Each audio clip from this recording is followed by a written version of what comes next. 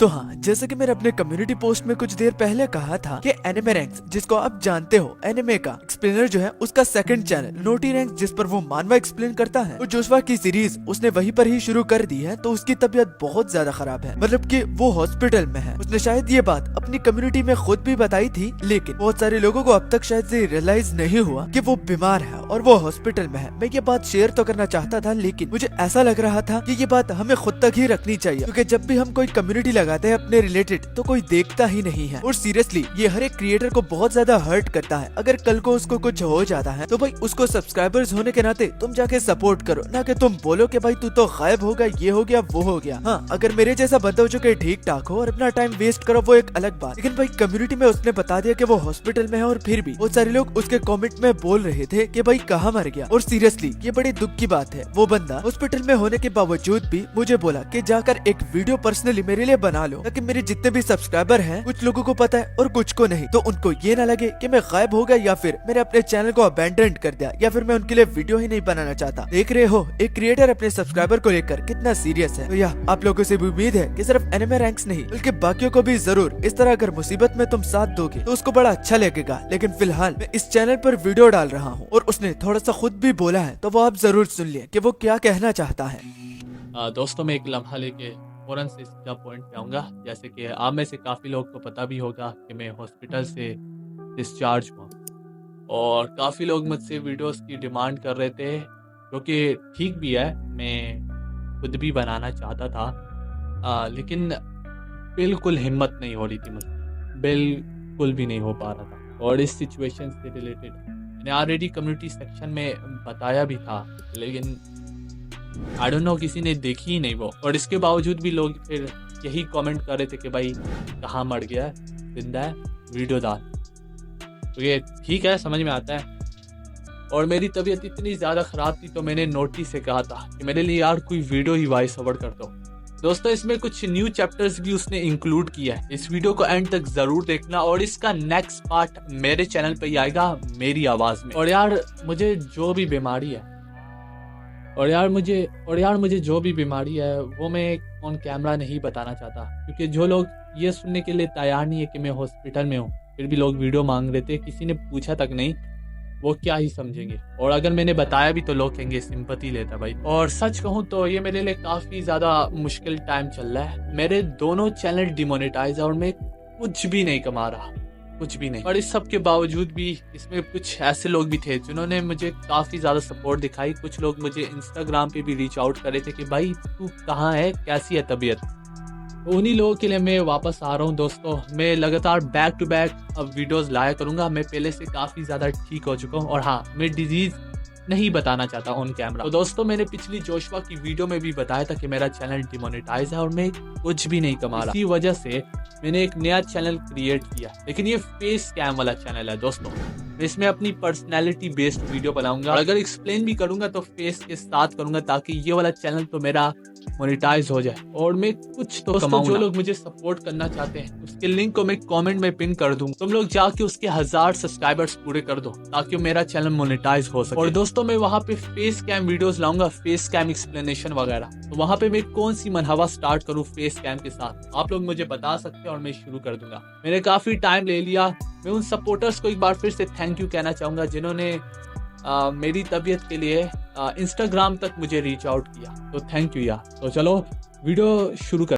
कहानी के स्टार्टिंग में हमारा सीन एक घर पर जाता है, जिसके सामने 2 गार्ड्स खड़े हुए थे। और जब सीन घर के अंदर गया तो वहाँ पर मर्चेंट एसोसिएशन का सुप्रीम चीफ बैठा हुआ था, जिसका नाम जिन है। वो बताते हैं कि कुछ दिन पहले उनके साथ एक इंसिडेंट हुआ था, जिसमें किसी ने उसके सारे एसेट्स को चुरा लिया था। और जिसने उसके एसेट्स को चुराया तो उस कमबख्त ने न सिर्फ उसके एसेट्स चुराए, बल्कि उसके हाथ की उंगलियां भी काट दी। वो उसको कमबख्त से ज्यादा एक डीमन बुलाना चाहेगा। अपना बदला लेने के लिए उसने एक बंदे को हायर किया हुआ था, लेकिन वो उसको भी ज्यादा टेंशन लेने से मना करता है कि अगर उसकी ये हालत हो गई है तो ये मतलब बिल्कुल भी नहीं कि वो उसे हायर नहीं कर सकता, वो भी अपने रिवेंज के लिए। जिनने द घोस्ट स्लेयर नामी बंदे को हायर किया हुआ था, जो कि जियांगू का सबसे बेस्ट असैसिन है। बाद में घोस्ट स्लेयर जिनसे पूछने लगे कि क्या उन्हें उस बंदे का कुछ कैरेक्टर या फिर चेहरे का स्ट्रक्चर याद है। हो सकता है कि वो उसे जानता हो, जिस पर जिन काफी सीरियस टोन में बोले, अब मैं कैसे बताऊं, वो काफी ज्यादा हैंडसम है। घोस्ट स्लेयर के तो तोते उड़ जाते हैं, मगर जिन मजीद अपनी स्टोरी को कंटिन्यू करते हुए कि उस बंदे से वो एक ड्रिंकिंग पार्टी में मिला था, उसके बात करने का तरीका सबसे अलग था, इसलिए ये चीज उसे सबसे ज्यादा एक्स्ट्रा ऑर्डिनरी बना रही थी। वो भी उस पार्टी में। उसकी एज 20 साल थी, मगर दुनिया में ऐसी कोई बात भी नहीं थी जो कि उसे पता ना थी। इसी के साथ 10 साल की उम्र में उसने जर्नी करना शुरू कर दी थी और इस पूरे जियांगजू फर्टायर लैंड में कोई भी जगह ना थी जिसको उसने विजिट ना किया हो। और देखते ही देखते दोस्ती के 2 मंथ गुजर गए और एक दिन तो वो इतना ज्यादा टल्ली हो गया था कि उसने मार्शल आर्ट्स भी अपनी रिवील की। बात जब मार्शल आर्ट्स पर थी तो जिनके पीछे जो बूढ़े आदमी खड़े हुए थे तो वो सामने के कार्डबोर्ड को हटाकर उस निशान को घोस्ट स्लेयर को दिखाते हैं और जिन अब इस निशान के बारे में बताते हुए पहले में तो उन्हें विश्वास नहीं आ रहा था कि ये बच्चा इस तरह की टेक्निक परफॉर्म कर सकता है, लेकिन तुम भी इसको अच्छी तरह से जानते होगे क्योंकि ये टेक्निक किसी आम बंदे की नहीं बल्कि जियांगू के थंडरबोल्ट सोर्ड्समैन मास्टर की है। और ली सेंग का नाम तो तुमने सुना ही होगा जो कि इस मार्शल आर्ट्स का ओनर है। पैटर्न को देखकर घोस्ट स्लेयर समझ गया और उसके पैरों तले जमीन घिसक जाती है और वो बोला, ये पहली बार है कि मैं इस मार्शल आर्ट्स के इस पैटर्न को देख रहा हूँ, लेकिन इसमें कोई शक भी नहीं कि जितना मैंने इस मार्शल आर्ट्स के बारे में सुना है और जो मुझे उसके बारे में पता है तो विदाउट अ डाउट ये थंडरबोल्ट मार्शल आर्ट्स ही है, वो भी जियांगजू के द थंडरबोल्ट मास्टर ली सेंग की, जिनको गायब हुए बहुत अरसा हो गया है। और Li Seng one of the 10 greatest martial arts master है, वो भी हमारे जियांगजू कॉन्टिनेंट के, लेकिन बहुत अरसा हो गया है तकरीबन 20 साल कि उनको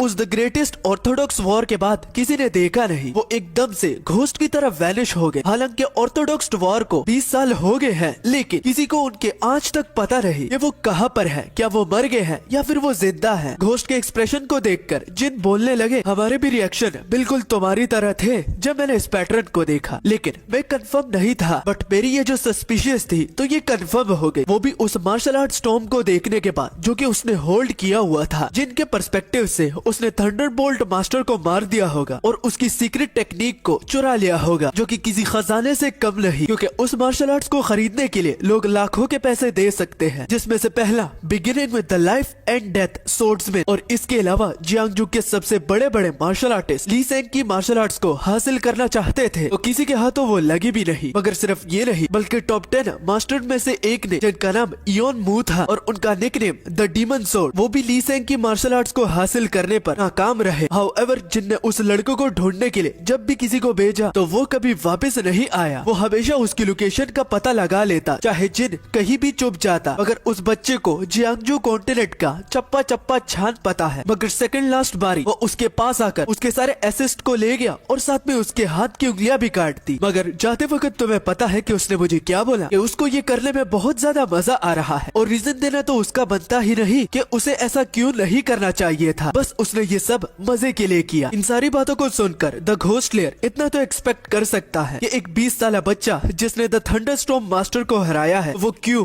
इसकी ये हालत ना कर दे, क्योंकि जिन उसको मारने के लिए बंदे भेज रहा था तो इतना तो वो बच्चा रिटर्न में कर ही सकता है। लेकिन किस्मत इनकी अच्छी थी, ये पूरी तरह उस बच्चे ने इसे मारा नहीं। और जिन जो कि दर्द में बोले उसे जस्टिफिकेशन चाहिए थी और उसकी ये जस्टिफिकेशन मेरे सारे एसेट्स को चुराने के बाद ही पूरी हुई। इसलिए द घोस्ट स्लेयर जो कि जियांगजू का सबसे बेस्ट असैसिन है, तो मैं तुम्हें हायर करना चाहता हूँ कि तुम उस कबीरे को मार डालो। और मैं तुमसे माफी मांगना चाहूंगा कि मैंने तुम्हें ज्यादा उसके बारे में बताया नहीं और न ही मैं तुम्हें ज्यादा कुछ बता पाया, मगर इतना मैं तुम्हें बताना चाहूंगा कि उस डीमन का नाम लियोन है और मैं चाहता हूँ कि तुम उसे मार डालो। और इसी के साथ सीन शिफ्ट होकर हमें पता चलता है कि द ग्रेटेस्ट असैसिन को उसके रिसेंट लोकेशन के बारे में भी पता चल चुका था जहाँ पर वो रह रहा था, वो भी पूरे 2 महीनों के लिए। उस टॉम का केयरटेकर द घोस्ट स्लेयर को वहाँ पर लेकर आता है और वो बोले कि लियोंग यहाँ पर ही रह रहा था। मगर हैरानियत की बात ये थी कि जिस तरह के जिन ने बताया था कि उसकी पर्सनैलिटी काफी ज्यादा नाइस है, तो ये टॉम का केयरटेकर भी उसे काफी ज्यादा अच्छा समझता था। यहाँ तक कि वो द घोस्ट स्लेयर को ये भी बताता है कि काफी ज्यादा कामों में लियोंग ने उनकी मदद भी की थी, बिल्कुल एक सर्वेंट की तरह। तो वो वाकई में बहुत अच्छा बंदा था, जो कि द घोस्ट स्लेयर सुनकर बोला। तो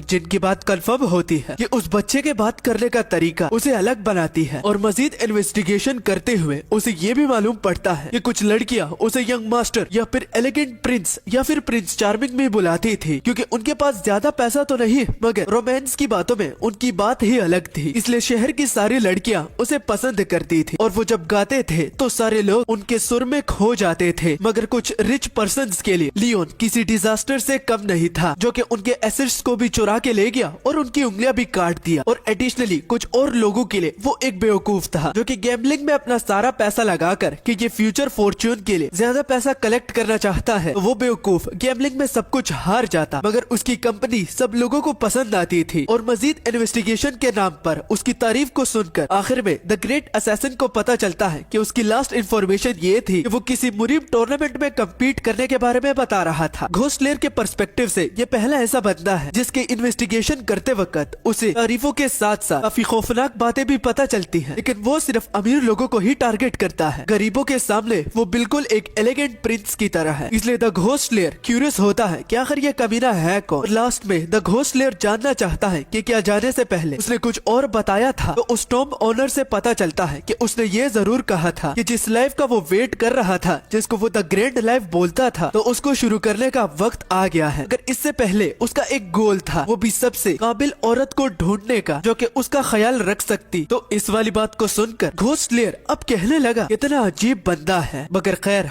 आखिर में वो भी तो एक मर्द है। घोस्ट लेयर को उसके टॉम तक पहुंचाने के बाद टॉम केयरटेकर बोला कि अगर आपको किसी और चीज की कमी पड़ी या फिर मदद पड़ी तो मुझे जरूर बता दीजिएगा, मैं यहीं पर ही हूँ और अपना टाइम आराम से अंदर स्पेंड कीजिए और किसी बात की भी जल्दी रही है। घर में अंदर इंटर करते ही घर चिकना था और कोई भी ऐसी चीज वो नोटिस नहीं कर पाया जो कि इस घर को बाकी लोगों से अलग बनाती। मगर एक अनयूजुअल चीज को वो नोटिस करता है कि दीवार पर एक मैप लगा हुआ था, उस पर कॉन्टिनेंट के एक ह्यूबे शहर को कॉन्करर करने पर कुछ बातें लिखी गई थी और एक सर्कल भी उसके अराउंड ड्रॉ किया गया था, जो कि देख द घोस्ट लेयर समझ गया कि जो टूर्नामेंट होने वाला है तो इसी साल 2 तरह के टूर्नामेंट वहाँ पर हेल्ड किए जाएंगे। और अब जब कि उसे सुराग मिल गया है तो बस थोड़ा सा सब्र से काम लेना होगा और वो उसे आराम से मार भी डालेगा। मगर सिर्फ ये बात उसे समझ में नहीं आई कि ह्यूबे को कॉन्करर करने का इसका मकसद क्या है। क्या वो पूरी दुनिया को कॉन्करर करना चाहता है? तो साइड से किसी की आवाज उसे सुनाई देती है, जो कि द घोस्ट लेयर को बहुत ज्यादा डरा देती है, क्योंकि वो किसी और की थी, जो कि बताता है कि मैंने उसे रोकने के लिए बहुत कुछ किया कि अगर तुम्हें आगे स्टेप लेना है तो एक एक करके लो, जल्दबाजी करने से बाकी लोग तुम्हारा पीछा करने लगेंगे। तो विदाउट वेस्टिंग एनी टाइम जब द घोस्ट लेयर ये पूछा कि कौन है, तो हम बस उसकी चीख को ही सुन पाते हैं। और कुछ पलों के बाद जब उसकी आंखें खुलती हैं तो कुछ लोग चाय पी रहे थे और चाय पीते वक्त वो लियोन की ही बात कर रहे थे कि वो ह्यूबे ही क्यों जा रहा है, जिस पर आवाज सुनते ही पता चला कि वहाँ पर 2 से ज्यादा लोग हैं और तीनों को नहीं पता कि उस बच्चे के उस डार्क दिमाग में क्या चल रहा है। ये आज तक कोई भी नहीं बता पाया, मगर वो जस्ट इतना कर सकते हैं कि वो खुद ह्यूबे के लिए निकले। वैसे भी उन तीनों के साथ और कुछ करने के लिए है नहीं, तो यही प्लान सबसे ज्यादा अच्छा है। और पूरी तरह से उसका विजन आने के बाद द घोस्ट लेयर एक बूढ़ी अम्मा को और 2 बूढ़े मर्दों को देखती है, जिसमें सिल्वर बालों वाला बोला कि अगर तू वहाँ पर गई तो पूरा जियांगजू ही दोबारा संकट में पड़ सकता है। जिस पर वो दादी अम्मा बोली कि अब तो मैं 100 साल की हो गई हूँ, शायद मेरी उम्र इससे भी ज्यादा है और मुझे याद नहीं, मगर आखिर मेरी ओर देखेगा कौन। मगर वैसे भी इस दुनिया के रूल अब मुझ पर कायम नहीं होते, क्योंकि वैसे भी मेरी टांगे कब्र में है, किसी वक्त भी मर सकती हूँ। और सबसे हैरान करने वाली बात ये थी कि उस बूढ़ी अम्मा को ये उसी टाइम से पता चल चुका था कि द घोस्ट लेयर अपने होश में आ गया है, जो कि उन्होंने जस्ट सेंस करके ही बताई। और द घोस्ट लेयर भी एक मार्शल आर्टिस्ट है, तो वो उसकी ऑरा को सेंस करके कि ये एनर्जी तो उसने ये पहले भी फील करी हुई है। और साथ में उस बूढ़ी अम्मा की पीठ पर 2 साइथ वेपन्स को देखकर तो रियलाइज करने में ज्यादा देरी नहीं लगती कि ये बूढ़ी अम्मा हेवनली डीमन की सबसे most trusted ally the supreme demon empress है। डुअल साइड डिमोनिस येंगहुआ, यही इनका पूरा नाम है। मगर सिर्फ वहाँ पर वो डीमन एम्परेस को नहीं बल्कि उस बंदे को भी देख लेता है जो कि तकरीबन 20 सालों से गायब है, जो कि वो उस साइड रखे सोर्ड के सिंबल से ही पता लगा लेता है, जिस पर एक ड्रैगन का सिंबल होता है। और ये वही ली सैंग है जिसको गायब हुए पूरे 20 साल हो चुके हैं। मगर वो डेमोनिक एम्प्रेस के साथ यहाँ पर क्या कर रहे हैं? मोरओवर जो कि वो डेमोनिक की को फील कर पा रहा है, तो विदाउट अ डाउट ये वही चियोन मू है, द डीमन सोर्ड, जो कि ली सैंग की मार्शल आर्ट्स को चुराने के लिए खुद इसने ट्राई की थी। तो ये समझने के बाद कि उस बच्चे के साथ ये तीनों मार्शल आर्टिस्ट मास्टर है जो कि उसे बैकअप दे रहे हैं, तो उसके पैरों तले जमीन खिसक गई, क्योंकि वो उसका बाल भी बाका नहीं कर पाएगा। और अब द घोस्ट लेयर पूछने लगा कि तुम लोगों ने उसे मारा क्यों नहीं? जिस पर डीमन एम्परेस बोली कि हमने उससे वादा किया है कि उसके परमिशन के बगैर हम किसी और को मारेंगे नहीं, बस तुम्हें मारने के बजाय हमने तुम्हारी की को डिस्ट्रॉय कर लिया है और बस पैर के कुछ मसल्स को काट दिया है। और ऑफ कोर्स मैंने ये खुद भी सुना है कि असैसिन्स मरने से डरते नहीं। तो इसी बीच ली सेंग बोला कि मैंने भी सुना है कि असैसिन मरने से डरते नहीं, लेकिन इसके अलावा मैंने ये भी सुना है कि वो अपने मुंह में पॉइजन छुपाते हैं, वो भी अपने दांतों के पीछे। तो क्या ये बात सच है? तो द घोस्ट स्लेयर समझ गया कि ये तीनों यहाँ पर उसे सुसाइड करने का कह रहे हैं, क्योंकि अब उसकी लाइफ का कोई मकसद नहीं, वो ना की को इस्तेमाल कर सकता है और ना ही चल पाएगा। तो अब जबकि यहाँ पर जीने का कोई मकसद ही उसे दिख नहीं रहा, तो वो उस पॉइजन को चबा देता है। और मरने से पहले द घोस्ट स्लेयर बोला, मैं वाकई में उस लियोंग कमीने से बहुत ज्यादा जेलस हो रहा हूँ, वो भी सिर्फ इस बात की वजह से कि 3 ग्रेटेस्ट मार्शल आर्टिस्ट मास्टर उसे बैकअप दे रहे हैं और उसे प्रोटेक्ट भी कर रहे हैं। जो कि सुन तीनों जोर जोर से हंसने लगते हैं और पूरी तरह से आंख बंद होने से पहले वो तीनों बोले, वो ऐसा बच्चा नहीं है जिसको हमारी प्रोटेक्शन की जरूरत हो, क्योंकि उसको किसी की भी जरूरत नहीं, वो अकेला ही काफी है। और तभी हमारा सीन एमसी पर गया। यही लियोन जो कि अपने दुश्मनों को फेस कर रहा था, वो भी काफी सुंदर गार्डन में, वो बहुत सारे थे और वो लियोन को कब से ढूंढ रहे थे, क्योंकि लियोन के साथ जो सीक्रेट टॉम टेक्निक है वो उसको लियोन से हासिल करना चाहते हैं। उस बंदों का लीडर अपने एलाइज से बोलता है कि बेवकूफ मत बनना और इसे अंडर एस्टिमेट भी मत करना अगर तुम मरना नहीं चाहते, क्योंकि ये छोटा बच्चा बहुत ज्यादा खतरनाक है। तो बातें रिवील करने के साथ साथ हमें मालूम पड़ा कि ये वही सुप्रीम मर्चेंट्स के लोग हैं जो कि यहाँ पर बदला लेने के लिए आए हैं और रिजल्ट में उसको बहुत सारा पैसा मिलेगा, लेकिन वो भी लियोन को मार कर। जो ही वो ये बोले तो लियोन सबसे पहले उनके लीडर के चेहरे पर एक पाम मारता है, जिससे वो दूर घिसकता हुआ चला जाता है। स्क्वाड लीडर को इस तरह जमीन पर पड़ा हुआ देखकर वो लोग हल्ला बोल देते हैं, वो भी एक साथ, मगर लियोन उसकी तलवार को अपनी उंगलियों से ही रोक देता है और उसी को ही इस्तेमाल करके वो दूसरे बंदे को अपने ही एलाई को मारने पर मजबूर करता है, वो भी विंड की मदद से। वो स्पीयर उसकी बॉडी के आर पार हो जाता है। जो ही खून खराबा शुरू हुआ तो लोग अब लियोन को टुकड़े टुकड़े करके सुप्रीम मर्चेंट के पास ले जाने का ठान लेते हैं, मगर टुकड़े लियोन के नहीं बल्कि उन लोगों के होते हैं, क्योंकि लियोन उन्हें बिल्कुल सब्जियों की तरह काट रहा था और जो भी उसके पास आता तो किसी का सिर कटता, किसी का हाथ या फिर किसी का पैर, और लास्ट में तो एक बंदे को वो बीच में से ही काट डालता है और फाइट के एंड में लाशों के ढेर वो बिछा देता है। दोबारा उनके लोगों को इस तरह मारते वक्त वो बोला, वो खुद क्यों नहीं आता अगर उसे बदला लेना है उसके लोगों को मारकर। मुझे जरा भी अच्छा नहीं लग रहा, क्योंकि इन लोगों ने तो मेरा कुछ बिगाड़ा ही नहीं, बिला वजह मुझे जान लेने में कोई भी शौक नहीं है। साथ में अगर आप लोग नोटिस कर पा रहे हैं तो लियोन के हाथ पर एक टैटू भी लगा हुआ है, जो कि बहुत कूल लग रहा है ना? कमेंट में जरूर बताना जो कि मेरे साथ एग्रीड होता है। और तो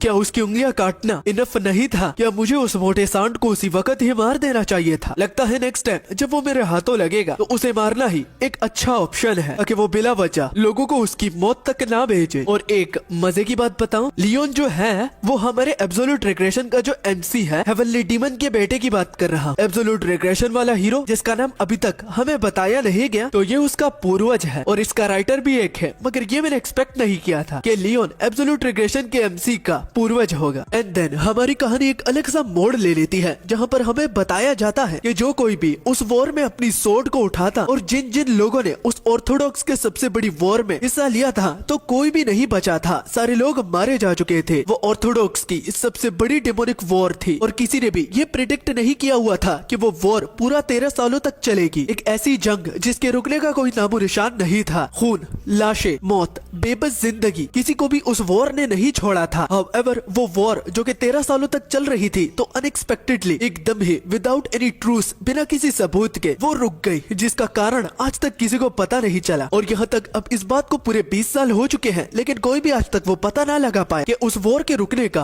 आखिर वजह क्या था। वॉर को लड़ने वाले दोनों फैक्शंस, जिनमें से एक डेमोनिक कल्ट और दूसरा ऑर्थोडॉक्स अलायंस, तो वो किसी वजह से एकदम से चुप रहे और दोनों एक दूसरे के टर्म्स एंड कंडीशन के साथ वो एग्रीड हो गए। और जैसे जैसे वक्त गुजरता गया तो और नई आर्मीज जियांगजू में आने लगी और बहुत खुद से बनने भी लगी। हाउएवर वॉर में कुछ ऐसे सेक्ट थे जिनका डैमेज आज तक वो भुगत रहे हैं। और फिर सीन एक लड़की पर गया जो कि वहाँ पर सोर्ड्समैनशिप की प्रैक्टिस कर रही थी, और ये हमारी इस स्टोरी की हीरोइन है, जो कि प्रैक्टिस करते वक्त अपने मन ही मन में कहने लगी, आखिर कमबख्त मुझे ये बात समझ में क्यों नहीं आ रही कि मैं 7 स्टार रेल में अब तक क्यों अटकी हुई हूँ और मैं ब्रेक थ्रू क्यों नहीं कर पा रही। हीरोइन का नाम जियोन चेरियन होता है, मगर हम इसे चेरियन ही बुलाएंगे। और मजीद डिटेल से ये भी पता चलता है कि वो राइटियस सोर्ड सेक्ट की सेकंड डॉटर है। प्रैक्टिस करते वक्त मानो उसके कंधों पर एक बोझ था, वो भी जल्द से जल्द स्ट्रॉन्ग होने का, और वो बार बार एक ही बात को रिपीट करती जा रही थी कि उसे स्कारलेट ट्रेस सोर्ड टेक्निक को जल्द से जल्द सीखना होगा अगर उसे अपने सेक्ट को रिस्टोर करना है। मगर स्ट्रेंजली उसके जितने भी ये टेक्निक्स है तो वो इम्प्रूव ही नहीं कर पा रही और वो 7 स्टार रेल्म में अटक गई है। अचानक से चेरियन को पीछे से उसकी बहन आवाज देती है और बहन के साथ साथ उसके जीजाजी यानी कि ब्रदर इन लॉ भी थे। चेरियन की सिस्टर का नाम हुआरियोन था और उनके हस्बैंड का नाम सियो बेग था। एज में हुआरियोन चेरियन से बहुत बड़ी थी, इसी वजह तो सेक्ट लीडर की वो फर्स्ट डॉटर है। और अब दोनों को वहाँ पर देखकर चेरियन पूछने लगी कि वो दोनों यहाँ पर किस रीजन से आए हैं, वो भी उनके ट्रेनिंग के बीच, जिस पर उसे अपनी सिस्टर से पता चला कि कोई पाम एसिस यूनियन से आया हुआ है। वो और कोई नहीं बल्कि यंग मास्टर जैंग है, जो कि इस साल के होने वाले ड्रैगन एंड फीनिक्स टूर्नामेंट में तुम्हारे साथ भाग लेना चाहता है, वो भी एक साथ। ये सुनकर चेरियन के पैरों तले जमीन घिसक गई और वो जस्ट ये बोलती है, क्या,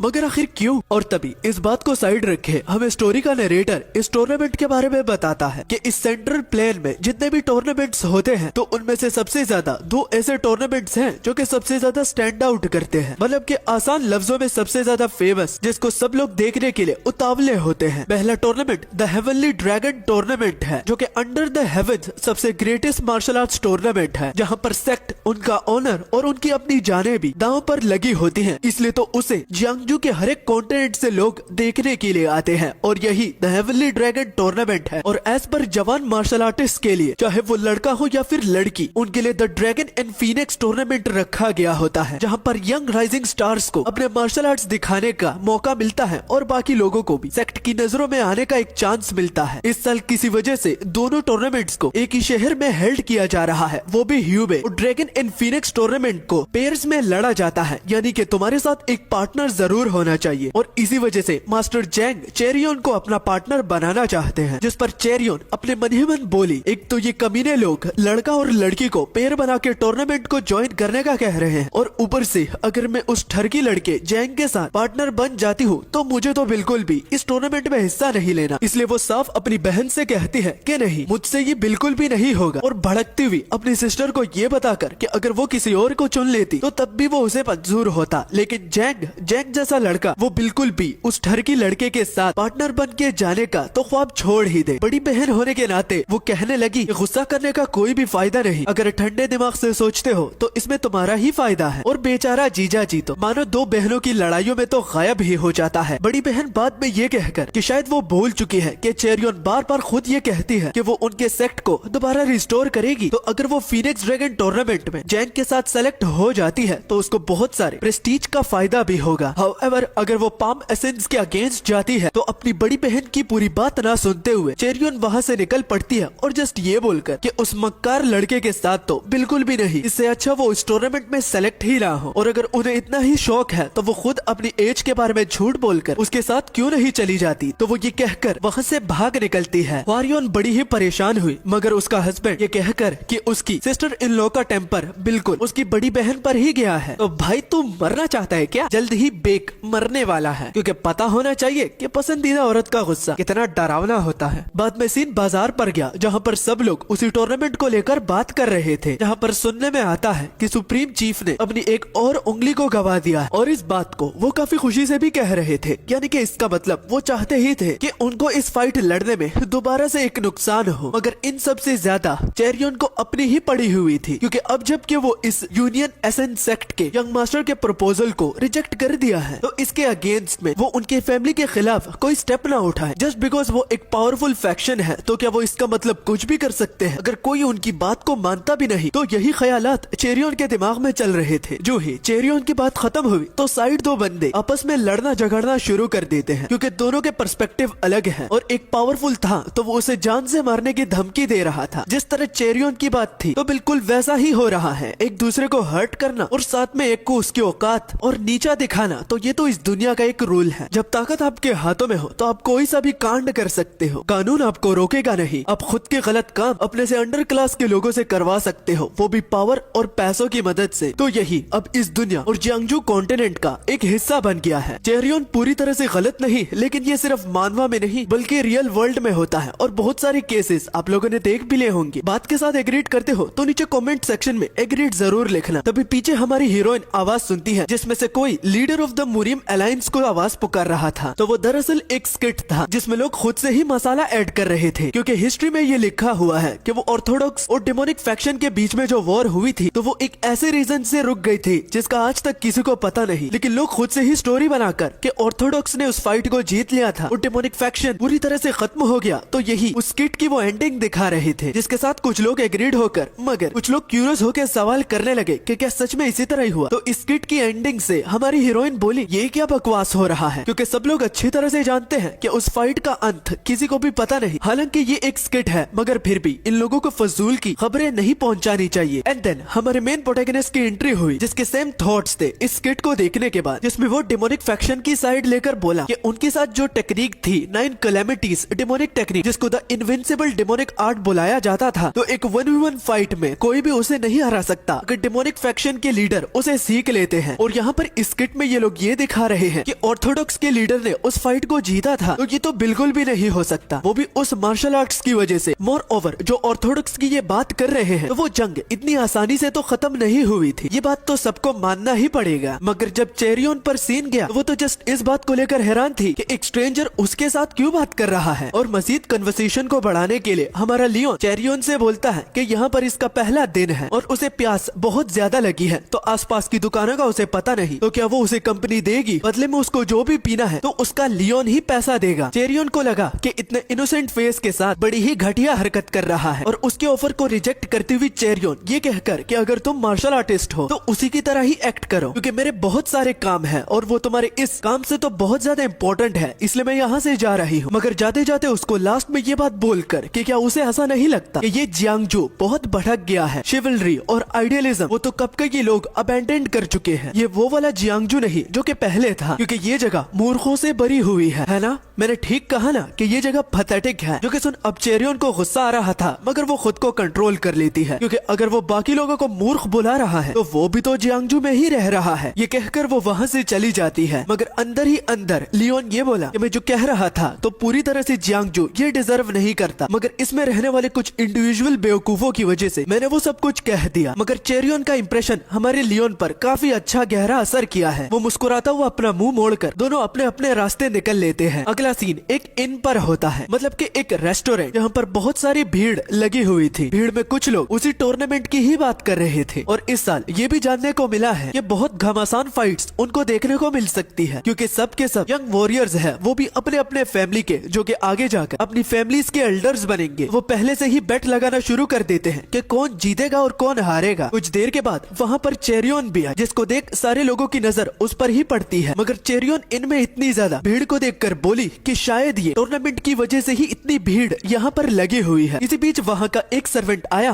और वो यंग लेडी को पहचान गया, मगर वो यहाँ पर अकेली क्यों आई है। इस पर चेरियन बोली कि वो जस्ट कुछ पीने के लिए ही आई है, मगर अभी फिलहाल के लिए जो रूम खाली है वो स्पेशल रूम ही खाली है, क्योंकि भीड़ से वो ये अंदाजा लगा ही सकती है। मगर फिर भी वुआन की वो सबसे बेस्ट स्टूडेंट है, तो इसलिए वो उनके साथ थोड़ा बहुत कंपनसेट कर लेंगे। सबसे बेस्ट स्टूडेंट का सुनकर सारे लोग बहुत ज्यादा हैरान हुए, और साथ ही साथ चेरियन खुद भी, क्योंकि इस तरह के रूमर्स आखिर कौन ही स्प्रेड करने की हिम्मत कर सकता है। वो नॉर्मली इंस को तो विजिट नहीं करती, मगर मास्टर जैंग की वजह से उसे ये करना ही पड़ा ताकि वो अपने घर से थोड़ा सा दूर रहे। जो ही दरवाजे को स्लाइड करते हुए वो खोलते हैं तो हीरो पहले से ही बैठा हुआ था, और अपनी हीरोइन को देखकर वो बोला, ओह हम दोबारा मिले, अगर मुझे पता होता कि तुम भी यहाँ पर आने वाली हो तो मैं तुम्हें अपने साथ ही ले आता। लियोन को वहाँ पर देखकर चेरियन अपने मन ही मन बोली, आज तो किस्मत ही खराब है, एक ठरकी से जान बची तो दूसरा सामने बैठा हुआ है जो कि पीछा छोड़ने का नाम ही नहीं ले रहा। और खाना सर्व होते ही एमसी खाने को शुरू करता है, और खाते वक्त वो टूर्नामेंट के बारे में चेरियन से कुछ सवालात कर रहा था, जैसे कि क्या उसे पता है कि उस टूर्नामेंट में कैसे रजिस्टर करते हैं और रजिस्ट्रेशन की डेडलाइन कब होगी। तो लियोन को देखकर चेरियन बोली कि अब सीरियसली ये मत बताना कि तुम भी उसमें पार्टिसिपेट करने वाले हो। मगर इस तरह के जवाब के देने का रीजन सिर्फ ये था कि जिस तरह ये खा रहा है तो इसका मतलब इसलिए पूरा दिन खाया ही नहीं। वो उसे बेवकूफ समझ रही थी। एमसी बोला, ऑफ कोर्स मैं रजिस्टर ही करने वाला हूँ, क्योंकि वहाँ पर बहुत सारी सुंदर लड़कियां भी पार्टिसिपेट करें, और जैसे कि तुम ये रियलाइज कर चुकी हो कि मेरे साथ काफी अच्छा चेहरा है, तो वो मुझ पे लट्टू हो जाएंगी। और एडिशनली वो अपने बारे में बताता हुआ कि 10 साल की उम्र में ही उसने ट्रेवलिंग शुरू कर दी थी, और उस 10 साल की उम्र में जहाँ भी उसने ट्रेवल किया तो लड़कियों को उसने दीवाना कर दिया था। मगर सवाल उसने कुछ और पूछा, लेकिन वो बता कुछ और रहा है, वो भी खुद अपने मियां मुंह मिट्ठू बनना। तो चेरियन को ये यंग मास्टर जेंग से भी घटिया लगा। और इसके अलावा ये लड़का क्या ये हमेशा इसी तरह ही एक्ट करता है, जब ये लड़कियों के सामने होता है, क्योंकि ये पहले से बहुत ज्यादा अलग है। बाजार में ये बहुत सीरियस साउंड कर रहा था, मगर अब इसे देखकर लगता नहीं कि ये सेम पर्सन है। हमारा एमसी जो कि अब तक बोलता ही जा रहा था, तो वो अपनी बात को इस सेंटेंस पर खत्म करता है कि अब उसे जाकर पता चला कि जियांगजू की सबसे खूबसूरत लड़की आखिर कौन है, और वो और कोई नहीं बल्कि उसकी अपनी मदर है। हीरोइन ये सुनकर कि इसकी माँ, तो वो ये काफी सरकाज़म में कहती है, जिस पर एमसी उसे एक बोम्बास्टिक साइड आई देकर बोला, हाँ मेरी माँ सबसे ज्यादा खूबसूरत है। और इस तरह सरकाज़म में कहने की मजाल, क्या तुम मेरी माँ को डिसरिस्पेक्ट कर रहे हो जस्ट कि वो थोड़ी बहुत बूढ़ी हो चुकी होंगी? तो शर्माते हुए चेरियन बोली कि नहीं नहीं, ऐसा बिल्कुल भी नहीं है। मगर वो ये फ्लस्टर्ड क्यों कर रही है, इसकी वजह उसे खुद भी पता नहीं होती, और उसने यहाँ पर गलत क्या ही बोला तो इसका भी अंदाजा उसे होता नहीं। और अगर वो सोच रही है कि इसके टेबल के सामने इतना ज्यादा खाना क्यों पड़ा हुआ है, तो वो ये इस वजह से क्योंकि वो बहुत ज्यादा नर्वस है। जब भी इस तरह का बड़ा इवेंट आता है तो वो बहुत सारा खाना खाता है, और ये जानने के बाद कि इतना सारा खाना खाने की वजह सिर्फ टूर्नामेंट ही है, तो उसे तो यकीन ही नहीं आता। मगर खैर, हारने का डर हर किसी को होता है, जिस पर एमसी काफी गहरी टोन में बोला, मुझे नर्वसनेस इसलिए नहीं हो रही ना कि मैं हारूंगा, बल्कि मैं तो टूर्नामेंट को जीतूंगा ही, क्योंकि मैं ह्यूबे को कॉन्करर करने का सोच रहा हूँ, वो भी इसी साल है। जो कि सुन हीरोइन बहुत ज्यादा शॉक हो जाती है, क्योंकि एक लड़का ह्यूबे सिटी को कॉन्करर करने की बात कैसे कर सकता है। उसके दिमाग में बहुत कुछ चल रहा है और बहुत बड़े बड़े गोल्स उसे अचीव करने हैं, इस वजह से बहुत सारा खाना उसे खाना पड़ेगा। टूर्नामेंट को जीतना और ह्यूबे को कॉन्करर करना, या लियोन को लगता नहीं कि उसकी एज इसके लिए बहुत छोटी है? यही सवाल चेरियन पूछी तो दोबारा से साइड वाला दरवाजा खोला, जिसे एंटर करता हुआ बंदा ये बोला कि वो श्योरली उसकी आवाज को सुनकर ही पहचान सकता है, वो कभी उसकी आवाज को सुनकर गलत नहीं होगा। ये आप ही है ना, राइटियस सोर्ड सेक्ट की यंग लेडी, आपसे काफी टाइम बाद मुलाकात हो रही है। यही बंदा मास्टर जैंग है, जो कि पाम एसेंस यूनियन का यंग मास्टर है। वो डायरेक्ट चेरियन को कुछ पीने का कहता है, वो भी साथ में, लेकिन उसके साथ जो दूसरी लड़की होती है, वो बोली क्या क्या यही पीना है, तो क्या वो इस बात को रिकंसिडर नहीं करेगा? तो ये जैंग की छोटी बहन है, जिसका पूरा नाम जैंग इनहुआ है, मगर हम इसे सिर्फ इनहुआ ही बुलाएंगे। अब जैंग पूछने लगा कि इतने टाइम में वो आखिर कहाँ गायब थी, और उसकी नजरों को देखकर कि ये कभी भी मौका नहीं छोड़ता कि ये मेरे बॉडी की ओर इस तरह देखे जैसे कि मैं इसकी कोई प्रॉपर्टी हूँ, तो यही चीज मुझे हमेशा घिनौनी लगती है। वो उसका मुंह तोड़ना चाहती है, लेकिन वो खुद को होल्ड बैक कर लेती है। अब जैंग का ध्यान हमारे लियोन पर पड़ा, जो कि आराम से अपना खाना खा रहा था। उसे देख जैंग बोला, देखो यहाँ पर तो कोई और भी है। तो वो अपने साथ रखे हुए कुछ गोल्ड कॉइन उसकी ओर फेंक देता है, वो भी उसके टेबल पर, जो कि उसका बिल भर देंगे तो वो यहाँ से दफा हो सकता है अगर वो खाना खा चुका है तो, क्योंकि वो इन सीरियस मामलों में किसी पराये को यहाँ पर नहीं देखना चाहता। और ये पैसे इसलिए उसने उसके टेबल पर फेंक दिए हैं, ताकि वो अपनी जगह से उठकर उन लोगों को जगह दे। अब अगर ये कोई और मानवा होता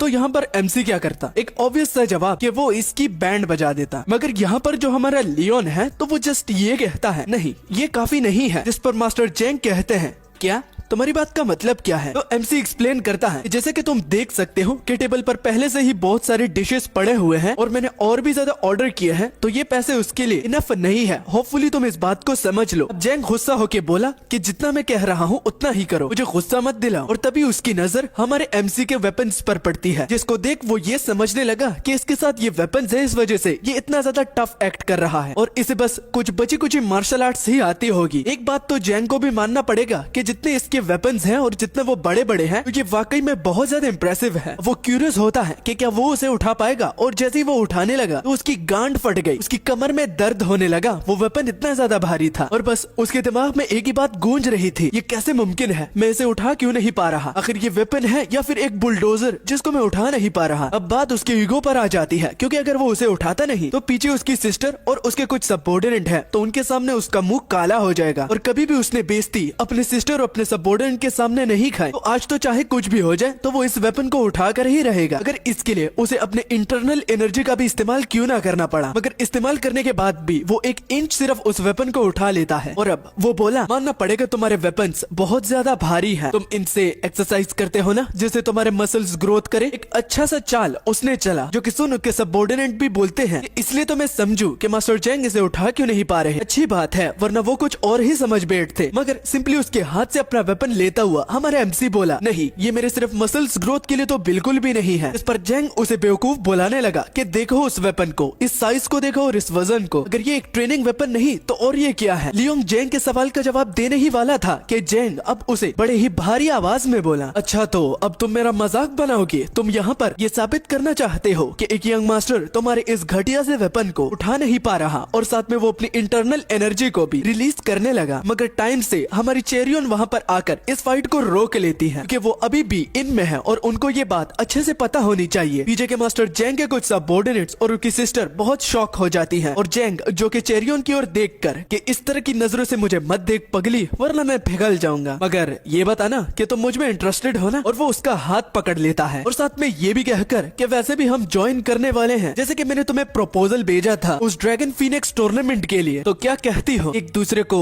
जानने का मौका देते हैं, ये उस टूर्नामेंट को लड़ने में हमारी काफी मदद भी कर सकता है। अपना हाथ छुड़ाती हुई चेरियन ये बोली कि मुझे माफ कर दो क्योंकि मैंने ये डिसाइड किया है कि मैं तुम्हारे प्रपोजल को रिजेक्ट करके किसी और के साथ पार्टिसिपेट करने वाली हूँ, और ये मत समझना कि तुम पहले थे और मैंने तुम्हें रिजेक्ट कर दिया क्योंकि तुमसे पहले कोई आया था। अब जेंग बहुत गुस्सा हुआ और कहने लगा क्यों और कब, तो सिंपली चेरियन ये जवाब देती हुई कि बार बार तुम्हारी फैमिली के पावर को इस्तेमाल करके उसे ये बिल्कुल भी अच्छा नहीं लग रहा, उसे कर्ज में डूबना बिल्कुल भी पसंद नहीं और एहसान पे एहसान करके वो उनके पल्लुओं के साथ नहीं बंधना चाहती। अगर ये वो अपने पर्सपेक्टिव से बताएं तो सबसे शेमफुल एक्ट है। अगर वो इस प्रपोजल को एक्सेप्ट कर लेती है तो जेंग से ये बर्दाश्त नहीं हुआ और उसके चेहरे के एक्सप्रेशन फ्यूरियस हो जाते हैं और अब वो पूछने लगा कि आखिर कौन है वो जिसके साथ वो पार्टिसिपेट करने वाली है और उसके प्रपोजल तक भी रिजेक्ट कर दिया। अब यहाँ पर चेरियन फंस गई और वो जैसे ही बोलने वाली थी तो हमारे एमसी बीच में बोल पड़ा कि मैं हूँ वो, मैं चेरियन के साथ जा रहा हूँ, वो भी उस टूर्नामेंट को एक साथ पार्टिसिपेट और लड़ने में। या तुम्हें इससे कोई प्रॉब्लम है क्योंकि वो मेरी एक पार्टनर बनी है जस्ट एक टूर्नामेंट के लिए। तो जेंग को विश्वास नहीं आ रहा था कि चेरियन इस लफंगे के साथ जा रही है। तो मामला और ज्यादा ना बिगड़े तो बीच में उसकी बहन पीछे से लियोन को बताती है, देखो क्यूटी मेरी बात सुनो, क्या तुम्हें ये समझ में आ रहा है कि तुम किसके सामने खड़े हो और किसको ये बातें सुना रहे हो? नहीं, मुझे नहीं पता कि मेरे सामने कौन खड़ा है, इसलिए अब मैं भी पूछना चाहता हूँ, क्या तुम मुझे जानती हो कि मैं कौन हूँ, कहाँ से आया हूँ? तो इन्होंने बोली कि नहीं, मैं नहीं जानती कि तुम जैसा लड़का कहाँ से आया है। तो एमसी बड़ा ही इंटरेस्टिंग जवाब देता है कि देखा, दो लोगों के पर्सपेक्टिव कभी भी एक जैसे नहीं हो सकते और एक्सप्रेशन और चेहरे ये दोनों अलग अलग होते हैं क्योंकि इस पूरी दुनिया में हर एक इंसान एक दूसरे से अलग जो कि उसको यूनिक बनाता है और इस तरह के मैटर में वो दो रिएक्शन देता है, या फिर वो डरता है या फिर इसका सामना करता है। मगर तुम मुझसे दोनों करवा रही हो, तुम पहले मुझ पर प्रेशर डाल रही हो, वो भी ये कहकर कि क्या तुम इसे जानते हो, वो भी इस उम्मीद में कि मैं इस सामने खड़े हुए लड़के से डर जाऊंगा बिकॉज तुम मुझे जानते ही नहीं। काफी अच्छी स्ट्रेटेजी तुमने इस्तेमाल की है, वाकई काबिले तारीफ भी हो। जिस पर इन्हों को अब लियोन में इंटरेस्ट आ जाता है और वो सिंपली जस्ट ये बोली कि वैसे तुम गलत भी नहीं हो लेकिन मैं श्योर नहीं कि मैं काबिले तारीफ हो भी या नहीं। अब जेंग बहुत ज्यादा गुस्सा हुआ और कहने लगा, तुम्हें गट्स तो है, ये मानना पड़ेगा। और उसके रिस्पॉन्स में लियोन ये बोलता है, तुम्हें बताता चलूं भाई कि मैं हर एक चीज को काफी प्यार से खाता हूँ और तुमने ये शायद सुना भी होगा अपने पेरेंट्स से या नहीं, मगर मैंने तो जरूर सुना है जो ज्यादा अच्छे से खाना खाता है तो उसे बात करना भी काफी अच्छे से आता है। ये बात उसे बहुत चुभती है और अब जेंग अपने सिर्फ फिंगर टिप से ही उस टेबल को क्रैक करने लगता है, जो कि देख लियोन बोला, भाई साहब आराम से, वहाँ पर मेरा खाना पड़ा हुआ है, मैं यही एक्सपेक्ट करूंगा कि वो गिरे नहीं। जिस पर जेंग उसे बड़ी ही गुस्से की नजरों से देखता है और बाद में अपने क्लॉक को सेट करते हुआ वहाँ से निकलता है, वो भी ये कहकर कि तुम्हें बाद में देख लूंगा और वैसे भी जल्द ही मुलाकात होगी, वो भी टूर्नामेंट में। गुस्से में निकलते हुए अपने मास्टर को बाकी सबऑर्डिनेट काम डाउन करते हुए उसका पीछा करने लगते हैं, मगर इसी बीच ही उसकी अपनी बहन जो कि लियोन में अब इंटरेस्ट ले रही थी तो वो पीछे मुड़कर देखी और हमारा लियोन भी उसे अपनी नजरों से देखता है जिसमें काफी लड़कियों को उसने पागल करवाया है। तो इन्हों सिर्फ ये कहकर क्यूटी बाद में मिलते हैं और होपफुली वो अकेले में भी बात कर पाएंगे, तो वो वहाँ से चली जाती है। उनके जाते ही एकदम सन्नाटा फैल गया, दोनों में ऑकवर्डनेस टाइम ना बढ़े तो लियोन जैसे ही कुछ बोलने लगा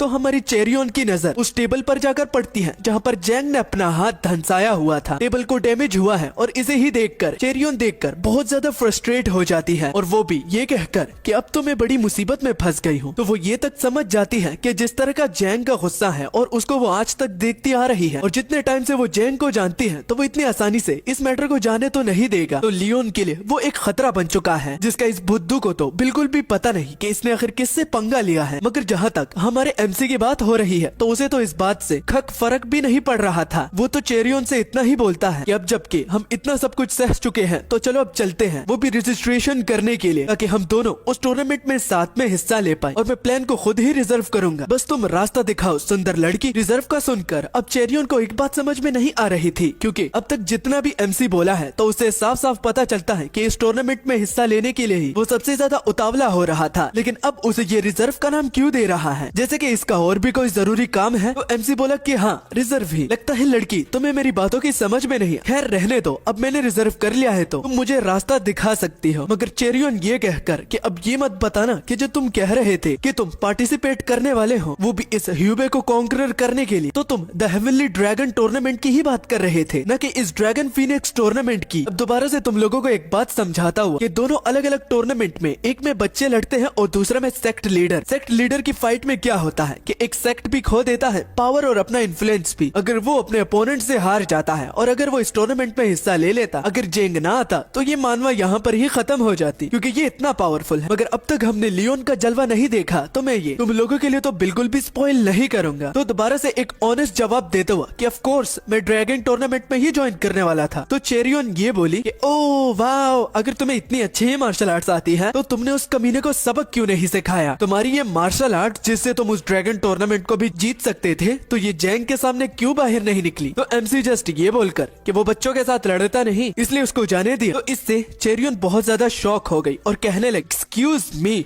बच्चा, क्या ये भोला आदमी है क्या। मगर बाद में अपना फुल आंसर देता हुआ एमसी ये बोलकर कि वो बच्चे हैं इसलिए उनके साथ लड़ना नहीं चाहता, और ये बच्चे वो लोग नहीं जो कि जियांगजू के उस रॉट के पीछे हैं, जो कि इस जियांगजू को इतना ज्यादा बिगाड़ रहे हैं, इसलिए वो निर्दोष पर हाथ तो बिल्कुल भी नहीं उठाएगा। इतने सीरियस टोन में एमसी को बात करता हुआ देख चेरियन को एक पल में ऐसा लग रहा था जैसे कि ये सब कुछ बोल रहा है तो ये बिल्कुल वैसा ही करने वाला है और ऐसा ही करने वाला था, और ये बिल्कुल सच की तरह साउंड कर रहा है, बिल्कुल झूठ इसमें तो है ही नहीं, जो कि वो ये चेरियन को इम्प्रेस करने के लिए ही बोल रहा है। सीन बाहर जब बाजार पे गया तो सब बोर्डेनेंट जेंग को दिलासा देता हुआ कि लेडी चेरियन को जेंग कुछ ज्यादा ही पसंद है, इसलिए तो वो आपको जेलस करवा रही थी, वो भी उस लड़के के साथ टूर्नामेंट में जाने का बताकर, क्योंकि वो आपके साथ खेल खेल रही है जिसमें वो देखे कि आप कितना उसके लिए पागल है जितना कि वो आपके लिए है, इसलिए तो उस तरह लफंगे बंदे के साथ जाने के लिए भी तक वो तैयार है, जस्ट मास्टर जेंग को जेलस करवाने के लिए। तो लफंगे का सुनकर जेंग दोबारा गुस्सा हुआ और वो अपने मन ही मन बोला कि वो लफंगा नहीं है, क्योंकि वो ब्लेड जो था तो वो इतना भारी था कि इतनी आसानी से अगर वो मसल ट्रेनिंग के लिए भी इस्तेमाल कर रहा था तो वो ये इतनी आराम से ना उठा पाता। जरूर उस लड़के में तो कुछ अलग बात है, और ये फर्स्ट टाइम है कि मैंने कि वो एक ऐसे बंदे को देख रहा है जो कि वो इसी तरह ही है, प्योर प्रेशर के सामने वो खुद को बदलता नहीं। और वो एरोगेंट लड़की, उसकी हिम्मत कैसी हुई कि मास्टर जेंग के प्रपोजल को उसने रिजेक्ट किया, उसको तो मैं छोड़ूंगा नहीं। और वो ठान लेता है कि जब तक वो उन दोनों को सबक नहीं सिखाएगा और जब तक उन दोनों को अपनी गलतियों का एहसास नहीं होता तो वो उनका पीछा तो नहीं छोड़ने वाला। वक्त गुजरता गया और शाम का वक्त आया। सीन राइटियस सोर्ड सेक्ट पर जाता है, जहाँ पर चेरियन की सिस्टर हवारियन ने जब ये सुना कि उसकी छोटी बहन ने जेंग के प्रपोजल को दोबारा रिजेक्ट कर लिया है तो उसको बहुत बड़ा झटका लगता है, और ऊपर से उनको ये भी पता लगा है कि जेंग इतना ज्यादा गुस्सा था कि उसने इनमें भी बहुत खड़बड़ी मचाई। तो इस मसले का आगे क्या ही बनेगा। जो उसके सामने बैठी थी अभी तो पता नहीं कि ये कौन है, मगर चेरियन की सिस्टर हवारियन जो कि वो ये सब कुछ बता रही थी, तो उनको भी काफी ज्यादा झटका लगता है जब ये उन्हें सुनने को मिला कि जेंग के प्रपोजल को रिजेक्ट कर दिया गया है। तो उस औरत का नाम हांसू होता है, जो कि सेक्ट लीडर यानी कि चेरियन के फादर की बीवी और उनकी मदर है। और मास्टर जेंग के बारे में उन्होंने जितने भी रूमर सुने हैं तो उनको मुद्देनजर पर रखते हुए अब उन्हें अपनी बेटी की चिंता हो रही थी कि अब उसका क्या होगा, क्योंकि जेंग इस बात को इतनी आसानी से जाने नहीं देगा। तो सेम उसकी सिस्टर भी बता रही थी कि मदर आपने बिल्कुल ठीक बोला, कोई भी नहीं जानता कि अब उन लोगों के साथ क्या होने वाला है, बस इतना पता है कि जेंग इस बात को जाने नहीं दे सकता। और सर्टेनली माँ को अपनी बेटी की चिंता इसलिए हो रही थी क्योंकि वो अब यंग है और खुद को सेक्रीफाइस तो वो बिल्कुल भी नहीं कर सकती, वो भी अपनी फैमिली के लिए, मगर फिर भी मुसीबत उसका पीछा नहीं छोड़ रही, चाहे वो जितने भी तरीके इस्तेमाल कर ले। तो ये जज्बात फैमिली की नहीं बल्कि वो चेरियन को भी हर्ट करेगा, उसे भी नुकसान पहुंचाएगा, क्योंकि चेरियन ही है जिसने प्रपोजल को रिजेक्ट किया है, ना कि फैमिली ने। तो इन सारी बातों को सेक्ट लीडर जिसका नाम ली चू होता है, तो वो अपने मन ही मन बोला मेरी बीवी मेरे बच्चे मेरी वजह से इतना सफर कर रहे हैं, क्योंकि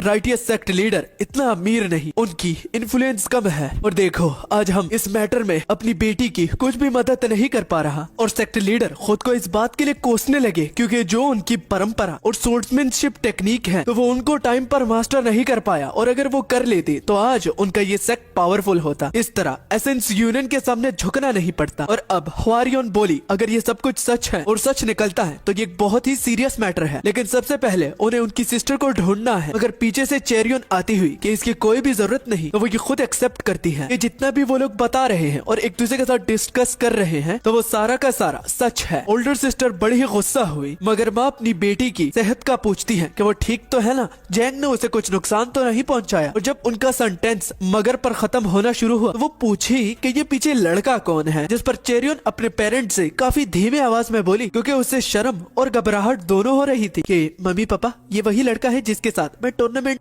जाने वाली हूँ और मैंने जैंग का प्रपोजल रिजेक्ट कर दिया था। तो वो ये सुनकर बहुत ज्यादा यानी कि बहुत ज्यादा हैरान हुए और तीनों बोले क्या? तो एमसी आगे बढ़ता हुआ और बात पे अपना हाथ जोड़ता हुआ नाइस टू मीट यू, मेरा नाम लियोन है और मेरा पूरा नाम जियोक लियोन है। अपनी इंट्रोडक्शन करने के बाद वो एक वास को उठाता है जो कि बहुत ज्यादा अच्छा था। वो यहाँ तक ये भी जानता था कि ये किस रीजन में पाया जाता है, तो वो उसके प्राइस के बारे में पूछने लगा, जिस पर चेरियन का फादर यानी कि राइटियस सेक्ट के लीडर बोले कि 150 येंग पे ये उसने लिया था। जो कि सुन हमारा एमसी बोलता है कि अगर मैं वहाँ पर होता तो आपको सिर्फ 120 ही पे करने पड़ते क्योंकि मैं डिस्काउंट दिलाने में बहुत अच्छा हूँ। तो रूड ना बनते हुए सेक्ट लीडर बोले ओहो नेक्स्ट टाइम जब भी मैं कुछ ऐसी चीज लेने जाऊंगा तो मैं तुम्हें अपने साथ ले जाऊंगा। और अब उसका फादर बात मेन मुद्दे पर लाते हुए, मेरी प्यारी बेटी अभी जो थोड़ी देर पहले तुमने बोला कि तुम ड्रैगन फिनिक्स टूर्नामेंट को यंग मास्टर लियोन के साथ ही पार्टिसिपेट करोगी, तो उसके आगे तुमने क्या बोला था? और अगली और उसकी बड़ी बहन जो कि लियोन को ऑब्जर्व कर रही थी तो वो अपने मन ही मन बोली कि चाहे उसकी बहन जितनी भी चाइल्डिश क्यों ना हो मगर वो कैसे फिनिक्स ड्रैगन टूर्नामेंट एक स्ट्रेंजर के साथ पार्टिसिपेट करने वाली है, ये बात उसके पल्लू नहीं पड़ रही थी। और अब उसकी बड़ी बहन पूछने लगी कि यंग मास्टर लियोन कौन से सेक्ट से है, जिस पर वो वास रखता हुआ बोला कि मैं किसी सेक्ट से भी रिलेटेड नहीं हूँ। और एक मजे की बात बताऊं, मेरे पेरेंट्स जो है वो फ्रूट्स बेचने का काम करते हैं, वो भी दूर ह्यूमन गेट के साथ ही। जो कि सुन सबसे बड़ा झटका चेरियन को ही लगता है और बाकी तीनों के तोते उड़ जाते हैं। तो अब उसका फादर जो उसकी पीठ पर दो बड़े बड़े वेपन्स लगे हुए हैं तो उसके बारे में पूछता है कि क्या यंग मास्टर लियोन ने इन दोनों वेपन्स की मार्शल आर्ट्स को मास्टर कर लिया है। जो कि अंदर ही अंदर वो एक्सपेक्ट कर रहा था कि इसका जवाब ना में हो, क्योंकि अगर इसका जवाब हाँ में आता है तो ये किसी माउंटेन बैंडिट से कम नहीं, और इस तरह के वेपन्स सिर्फ थग्स और बैंडिट्स ही सीखते हैं। तो अनफॉर्चुनेटली लियोन का जवाब हाँ में होता है और चेरियन के फादर के पैरों तले जमीन घिसक जाती है। अगर साथ में लियोन ये भी कहकर कि वो क्वाइट एक्सेप्शनल है कुछ कुछ जगहों पर, क्योंकि वो एक बहुत स्ट्रॉन्ग ब्लड लाइन से आता है, इतनी स्ट्रॉन्ग जो कि जियांगजू के पूरे कॉन्टिनेंट में भी कोई नहीं होगा। तो उसका फादर सीरियस अंदाज में बोला कि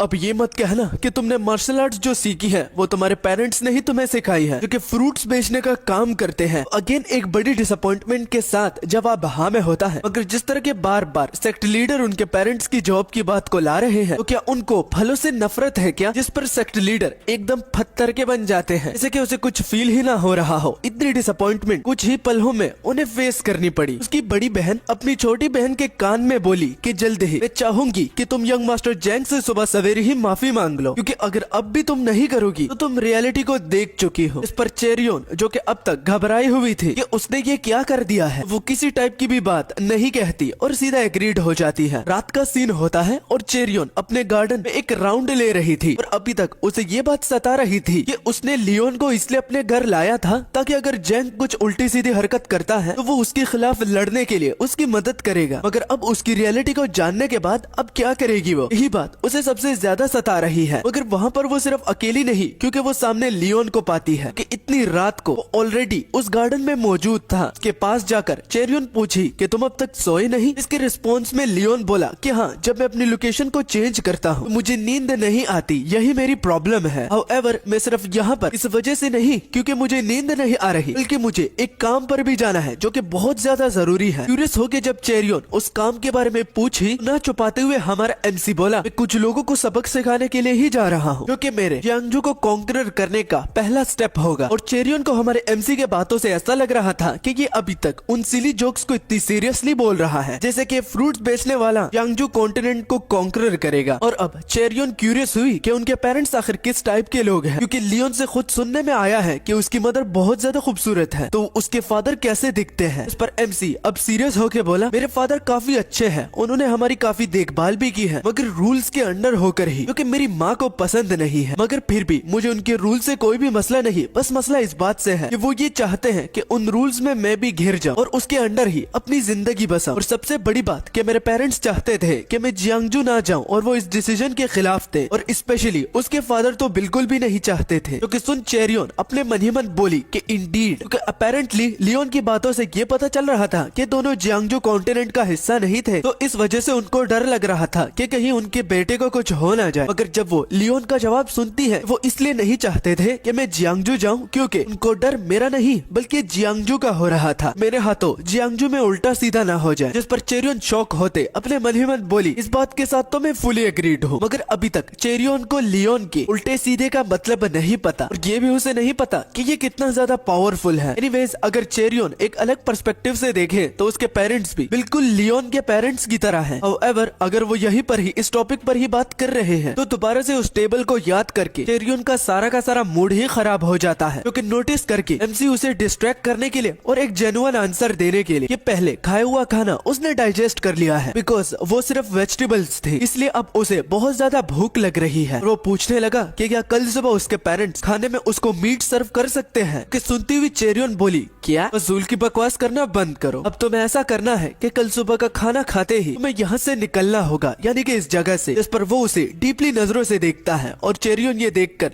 कि क्या हुआ, मेरी ओर इस तरह क्यों देख रहे हो, तो वो मुस्कुराते हुए बोला कि क्या तुम मेरे लिए टेंशन ले रही हो कि मुझे कहीं कुछ हो ना जाए। तो चेरियन का मुंह टमाटर की तरह लाल हो जाता है, और वो ये कहकर कि नॉनसेंस, क्या उल्टी सीधी बात कर रहे हो यार। वो इसलिए इतने परेशान है क्योंकि उसने जिन लोगों से पंगा लिया है तो वो उनको पूरी तरह से जानता नहीं, और फ्यूचर में उनके और लोग भी इसका पीछा करने के लिए आ जाएंगे। ये कहते हुए चेरियन वहाँ से चली जाती है, और पानी के रिफ्लेक्शन में हम देखते हैं कि हमारा एमसी उसको शर्माते हुए मुस्कुरा रहा था। और अब वक्त गुजर गया, और आधी रात में हमारा सीन एक घर पर गया, जहाँ से कुछ रेड कलर का ऑरा निकल रहा था, और उसके नीचे कुछ गार्ड्स कैंप फायर लगा के बैठे हुए थे और एक दूसरे को अपनी कहानियां भी सुना रहे थे कि अभी कुछ देर पहले एक लड़का उसके फादर का बदला लेने के लिए आया था कि उसके फादर को वो जरूर एवेंज करेगा। तो एक बेटे को देखकर जो कि अपने फादर को एवेंज करना चाहता है, तो मैंने उसको उसके पास ही भेज दिया। जो कि सुन उसके बाकी दोस्त काफी जोर जोर से हंसने लगते हैं, और इनके लिए ये आम बात है कि जिन विक्टिम्स को ये मारते हैं तो उनका ये लोग मजाक उड़ाएं। उसका दूसरा दोस्त तो ये भी बोल देता है, तुमने उस बच्चे को यतीम होने नहीं दिया और उसको उसके फादर के पास ही भेज दिया, मेरे हिसाब से तुमने ठीक किया है। तभी लियोन वहाँ पर आ जाता है, वो लोग उसे नोटिस भी कर लेते हैं, और वो बोले कि सामने कमीना कौन खड़ा है। एक बंदा लियोन से पूछा कि तुम वहाँ पर क्यों खड़े हो, और क्या तुम्हें पता है कि तुम कहाँ पर हो। तो एमसी सिंपली उस सारी जगह की डिटेल देता है कि ये ब्लैक मार्केट है, जिसको मार्केट्स ऑफ द वॉन्डरर्स भी कहते हैं। ये जानने के बाद कि आजकल की यंग जनरेशन भी इन जगहों के बारे में जानती है, और वो अकेले यहाँ पर आते हैं, तो आजकल की जनरेशन शायद से उन लोगों को अपने समझ रहे हैं, मतलब कि एक जैसे, जो कि दिल के अच्छे हो, बिल्कुल इस बच्चे की तरह। तो बच्चे का वर्ड सुनकर लियोन बड़े भारी आवाज में बोला, तुम्हारे मुंह से दोबारा बच्चा सुना तो तुम्हें मौत के घाट यही उतार दूंगा। ये सुनकर जितना वो होल्ड बैक करने की कोशिश कर रहा था, तो अब उसने हदें पार कर दी है, और अब वो लियोन पर अटैक करने के लिए जैसे ही अपनी तलवार निकाला और उस पर अटैक किया ताकि वो उसे सबक सिखाए, तो सिंपली उसके अटैक को डोज करके वो भी बड़ी आसानी से वो अपनी पाम टेक्निक का इस्तेमाल करके उसके पसलियों पर मारता है। जैसे वो एक जगह पर रुक जाता है, और उसके बाकी दोस्त जो कि पीछे से ये देख रहे थे, तो उनको समझ में नहीं आ रहा था कि इसको आखिर क्या हुआ। वो पीछे से कमेंट दे रहे थे कि अब ये मत कहना कि बच्चे के हाथों तुम मार खा रहे हो, और एक तो रोस्ट भी करता है कि फाइटिंग तुम्हारे बस की नहीं है ब्रो, जाके अपनी माँ की सेवा करो। तो उसी के हाथ से उसी की ही सोर्ड लेकर वो बंदा जब नीचे गिरा, तो पीछे तीनों दोस्तों के पैरों तले जमीन घिसक जाती है, और बाद में हमारा हीरो बोला, मेरे लिए इस वक्त ये काम करना सबसे बहुत ज्यादा जरूरी है, आज तो किसी हाल में भी मैं नहीं रुकने वाला, क्योंकि सब चीजों को रिजोल्व करने के लिए ये मैं सबसे पहला स्टेप ले रहा हूँ। उन तीनों को लियोन की बकवास समझ में नहीं आई, और वो बोले, बच्चे क्या बड़बड़ करता जा रहा है, सीधा सीधा बोल क्यों नहीं देता। तो तब तक वो अपने सोर्ड्स निकाल पाते, तो एमसी उनके करीब ही आ चुका था, और एमसी उससे मैं बोला, तो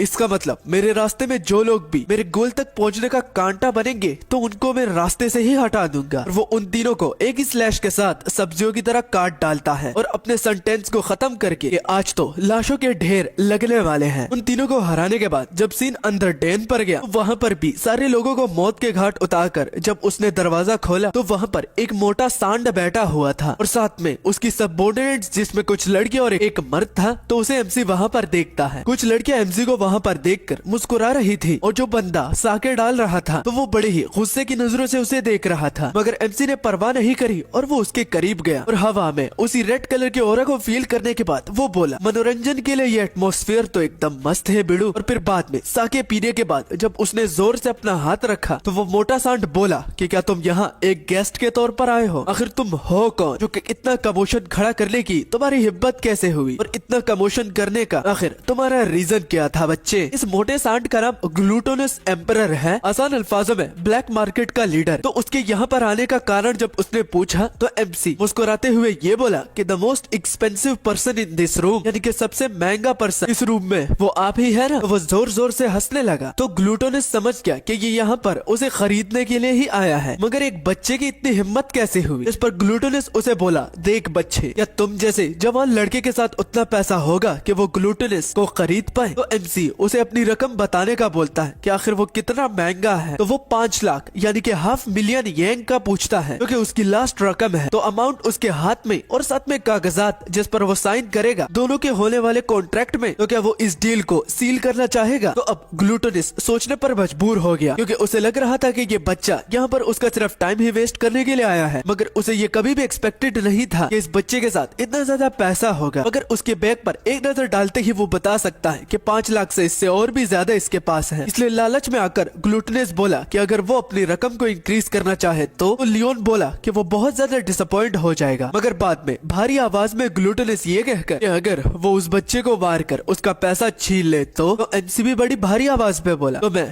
पहले से और भी ज्यादा डिसअपॉइंट हो जाऊंगा। तो ग्लूटोनस अपना हाथ उठाता हुआ जो कि एक इशारा था कि चलो अगर तुम्हें डिसअपॉइंट ही होना है तो होने दो, लेकिन इस डिसअपॉइंटमेंट में तुम्हें मजा आएगा। और वो उसके पास जो खड़ी हुई औरतें थी तो वो एमसी की ओर भेज देता है और साथ में ये कहकर चलो तुम्हें थोड़ा सा डिसअपॉइंट करते हैं। तो सारी लड़कियां उसे घेर लेती हैं और पता चलता है जो रेड कलर का ऑरा वो फील कर पा रहा था वो भी डैन के बाहर और रूम के अंदर तो वो इनसे ही आ रही थी और उसको घेरने के बाद वो नाचना शुरू कर देती है, वो भी उसके मनोरंजन के लिए। तो इससे समझ में आ जाता है कि ग्लूटोनस का डिसअपॉइंटमेंट में मजा आने का आखिर मतलब क्या था। या इस तरह के डिसअपॉइंटमेंट आप लोग चाहेंगे? कमेंट में जरूर बताना। ओके, अब धीरे धीरे करके वो जो लाल कलर की औरत थी तो वो पूरे कमरे को ढक लेती है। बस उन औरतों की आंखें और उनके होंठ दिखाई दे रहे थे और उनका नाचना लियोन के सामने रुक नहीं रहा था। और ग्लूटोनस जो कि पीछे से ये सब कुछ देख रहा था कि लियोन का अब खुद पर कोई काबू नहीं रहेगा, तो वो ये देखकर मुस्कुराने लगा और अपने मन ही मन में वो कहने लगा, जिस मोमेंट से तुमने इस कमरे में कदम रखा तो तुम मेरे झांसे में फंस गए, क्योंकि जिस सोर्सरी में तुम फंस गए हो तो ये पैरालाइजेशन है जो कि मर्दों को खास करके कंट्रोल करने में मदद करती है। और इस सोर्सरी का नाम इल्यूजनरी ब्लिसफुल डांस है। ये कहते हुए एक औरत ने लियोन पर अटैक कर दिया था, जिसको लियोन सरप्राइजिंग में उसी पैरालाइजेशन इल्यूजनरी में लॉक कर लेता है। वो काउंटर अटैक नहीं करता और वो कहने लगा, तुम लोगों का ये डांस मुझे बहुत ज्यादा पसंद आया, लेकिन ये इतना ज्यादा कुछ खास नहीं था कि इससे तुम लोग मुझे मार सकते। और जो पेन उसके साथ थी तो उसी के हाथों से लेकर वो सामने ग्लूटोनी की ओर फेंक देता है, जो कि इतनी स्पीड से जाता है कि पीछे का लैंप और दीवार वो क्रैक कर देता है। वो लड़की ये देखकर कि उनकी ये सोर्सरी अनडन हो गई है, यानी कि एक तो काम भी नहीं कर रही थी और एकदम से खुद ब खुद क्लोज हो गई, तो इससे उन लोगों को बड़ा झटका लगा। और ये जानने के बाद कि इतना छोटा बच्चा ये देखते ही समझ गया कि ये लड़कियां सोल मैनिपुलेशन टेक्निक का इस्तेमाल कर रही हैं, तो अब वो लियोन को कम नहीं आंकेगा। और अब लियोन उन लड़कियों से पूछने लगा, क्या तुम में से कोई ऐसी लड़की है जो कि इसको पसंद करने के लिए ही यहाँ पर रुकी है? जिस पर सब लोगों का जवाब ना में होता है। और मजीद ये कहकर कि तुम लोगों को यहाँ पर जबरदस्ती लाया गया था, इसलिए मैं कहता हूँ कि यहाँ से चली जाओ और बिल्कुल भी फिक्र मत करना। जाने का सुनकर वो लोग डाउट करने लगे और उन लोगों को डर भी लग रहा था, जो कि लियोन समझ गया। मगर वो उन लोगों को इनकरेज करके कि तुम लोगों को हिम्मत तो करना होगा, थोड़ी सी हिम्मत करो तो तुम खुद यहाँ से इस मोटे सांड के सामने ही चली जाओगी। उसके बाद तुम आराम से अपनी जिंदगी जी लोगी और इससे तो बहुत कहीं गुना बेटर होगी। अब ग्लूटोनी बहुत ज्यादा हंसने लगा, क्योंकि हालांकि हमारे एमसी की उम्र कम है, लेकिन जो स्पीच उसने दी है वो बहुत ज्यादा इम्प्रेसिव थी। वो उन लोगों को तो जाने जाने देगा, मगर तब जब वो उन लोगों के ऑर्गन्स उनके शरीर से बाहर निकाल दे और उनकी बॉडी को टुकड़े टुकड़े कर दे। ये वो सिंपली सब लोगों को धमकी दे रहा था, जिस पर MC बोला कि क्या सच में? इससे पहले मैं तुम्हें काट काट के कुत्तों को खिला दूंगा। मोटे गेंडे, क्या तुम अपनी जगह से उठ भी सकते हो? उसकी ब्लड लस्ट को फील करने के बाद मोटे गेंडे की पैरों तले जमीन घिसक गई और इतने खतरनाक किलिंग इंटेंट उसने कभी भी फील नहीं किए थे। तभी उसको सुनाई दिया कि वो लड़कियां लियोन को थैंक यू बोल रही थी। पता चलता है कि जब उन लोगों को ये मालूम हुआ कि लियोन यहाँ पर सब कुछ संभाल लेगा तो इसका वो थैंक यू बोल रहे थे और वो जाने के लिए अब रेडी भी हो गए थे। और जाते जाते लियोन उनको पैसा भी देता है ताकि वो अपनी लाइफ को बेटर करने को सीरियस ले ले। वो एक न्यू लाइफ को स्टार्ट करने में उन लोगों की मदद तो ज्यादा नहीं कर सकता, इसलिए उन लोगों को अच्छा खासा पैसा दिया। और वो बंदा जो कि ग्लूटोनी को साके डाल रहा था, तो वो फील करता है कि ये अब बहुत ज्यादा डर रहा है, मगर बाद में उसे ये बात बहुत ज्यादा गुस्सा दिलाती है कि ग्लूटोनस एम्परर वो भी सिर्फ एक बच्चे के किलिंग इंटेंट से एक जगह पर फ्रीज हो गया और उनकी सर्वेंट्स जा रही है, लेकिन इसका वो कुछ कर नहीं पा रहा। तो ये बात उसे हजम नहीं होती। उसे इतना खुद पर तरस आता है कि वो अपनी मार्शल आर्ट्स को एक्टिवेट करता है, जिससे उसका हाथ दुगने साइज में आ जाता है और जो काड़ा उसने हाथ में पहना हुआ था तो वो भी टूट जाता है और फ्लोर भी क्रैक होने लगता है। फुली अपने फॉर्म में आने के बाद वो भारी आवाज में बोला, अब मुझे लगता है कि तुम्हें मारने की बारी आ गई है। मैं तुम्हें अपने स्पेशल मार्शल आर्ट से मसल दूंगा बच्चे। ये वही बॉडी प्रोटेक्शन आर्ट है जो कि ली है एब्सोल्यूट रिग्रेशन में जो गोलू मोलू है, तो उसकी वजह से ही उनकी बॉडी ऐसी हो गई। रिस्पॉन्स में MC बोला, जितने ज्यादा मोटे होगे तो तुम्हें मारने में उतना मजा आएगा। उम्मीद है मेरे पंचे से तुम्हारी टट्टी ना निकल जाए। पहला पंच ग्लूटोनिस देता है, जिसको MC डॉच कर लेता है और वो जैसे उसके पीछे आया तो ग्लूटोनिस उसे देख लेता है और उसके जो रिफ्लेक्सेस थे तो मोटे सांड होने के बावजूद भी बहुत तगड़े थे, तो वो उस पर दोबारा अटैक करता है। मगर MC को अंडर एस्टिमेट नहीं किया जा सकता क्योंकि वो उसके दूसरे अटैक को भी डॉच कर लेता है और वो अब मुस्कुरा रहा था और MC को मुस्कुराते हुए देख वो उसे कमीना बुलाता और साथ में चूहा भी, क्योंकि चूहा सिर्फ बिल्ली से डर कर ही भाग सकता है और वो कब तक भागेगा ये ग्लूटोनिस भी देखना चाहता है। मगर चाहे वो जितना भी भागे, एक मर्तबा उसके हाथों लग गया तो वो उसका पाउडर बना देगा। उसकी धमकियों को बार बार सुनकर अब MC को इतना ज्यादा गुस्सा आ गया कि वो कहने लगा, चाहे तुम जो भी बोलो, लेकिन तुम जैसे जितने भी मोटे सांड हैं तो उनसे मुझे नफरत है, जो भी एटीट्यूड दिखाते हैं और कुछ कर नहीं पाते। बाद में उसके चेहरे पर एक जोरदार लात वो लैंड करता है, जिससे वो दूर इतना घिसकता हुआ चला जाता है कि एक से एक कर की दीवार को तोड़कर वो अगले रूम में शिफ्ट होता चला गया। और अब उसके मुंह से काफी ज्यादा ब्लड भी निकल रहा था और उसकी हालत बहुत ज्यादा खराब हो गई थी, लेकिन फिर भी सिर्फ एक लात से तो हारने वाला नहीं, तो हिम्मत जुटाकर वो अब इंटरनल एनर्जी को यूज करके उसे गाली देता है। मगर MC को उसके इंटरनल एनर्जी से डर नहीं, बल्कि उसे इस बात की क्यूरियोसिटी हो रही थी कि तुम्हारी तरह इतना गंदा और मोटा सांड उन औरतों को कैप्चर करके क्या करना चाहता था, उसके इंटेंशंस क्या थे। तो ये पूछते वक्त उसके सामने एक छोटा सा पत्थर था, जिसको वो जैसे ही अपनी उंगली से फ्लिक मारता है वो सीधा जाकर ग्लूटोनिस के हाथ के जॉइंट्स पर लगता है और उसका हाथ उखड़ गया, वो भी देखते ही देखते। अब ग्लूटोनिस बहुत दर्द से चिल्ला रहा था और उसका खून जरूरत से कुछ ज्यादा ही बह गया और अब खुद को इतने डेस्परेट सिचुएशन में देखकर वो समझ गया कि जिस कमीने के साथ वो लड़ रहा है तो वो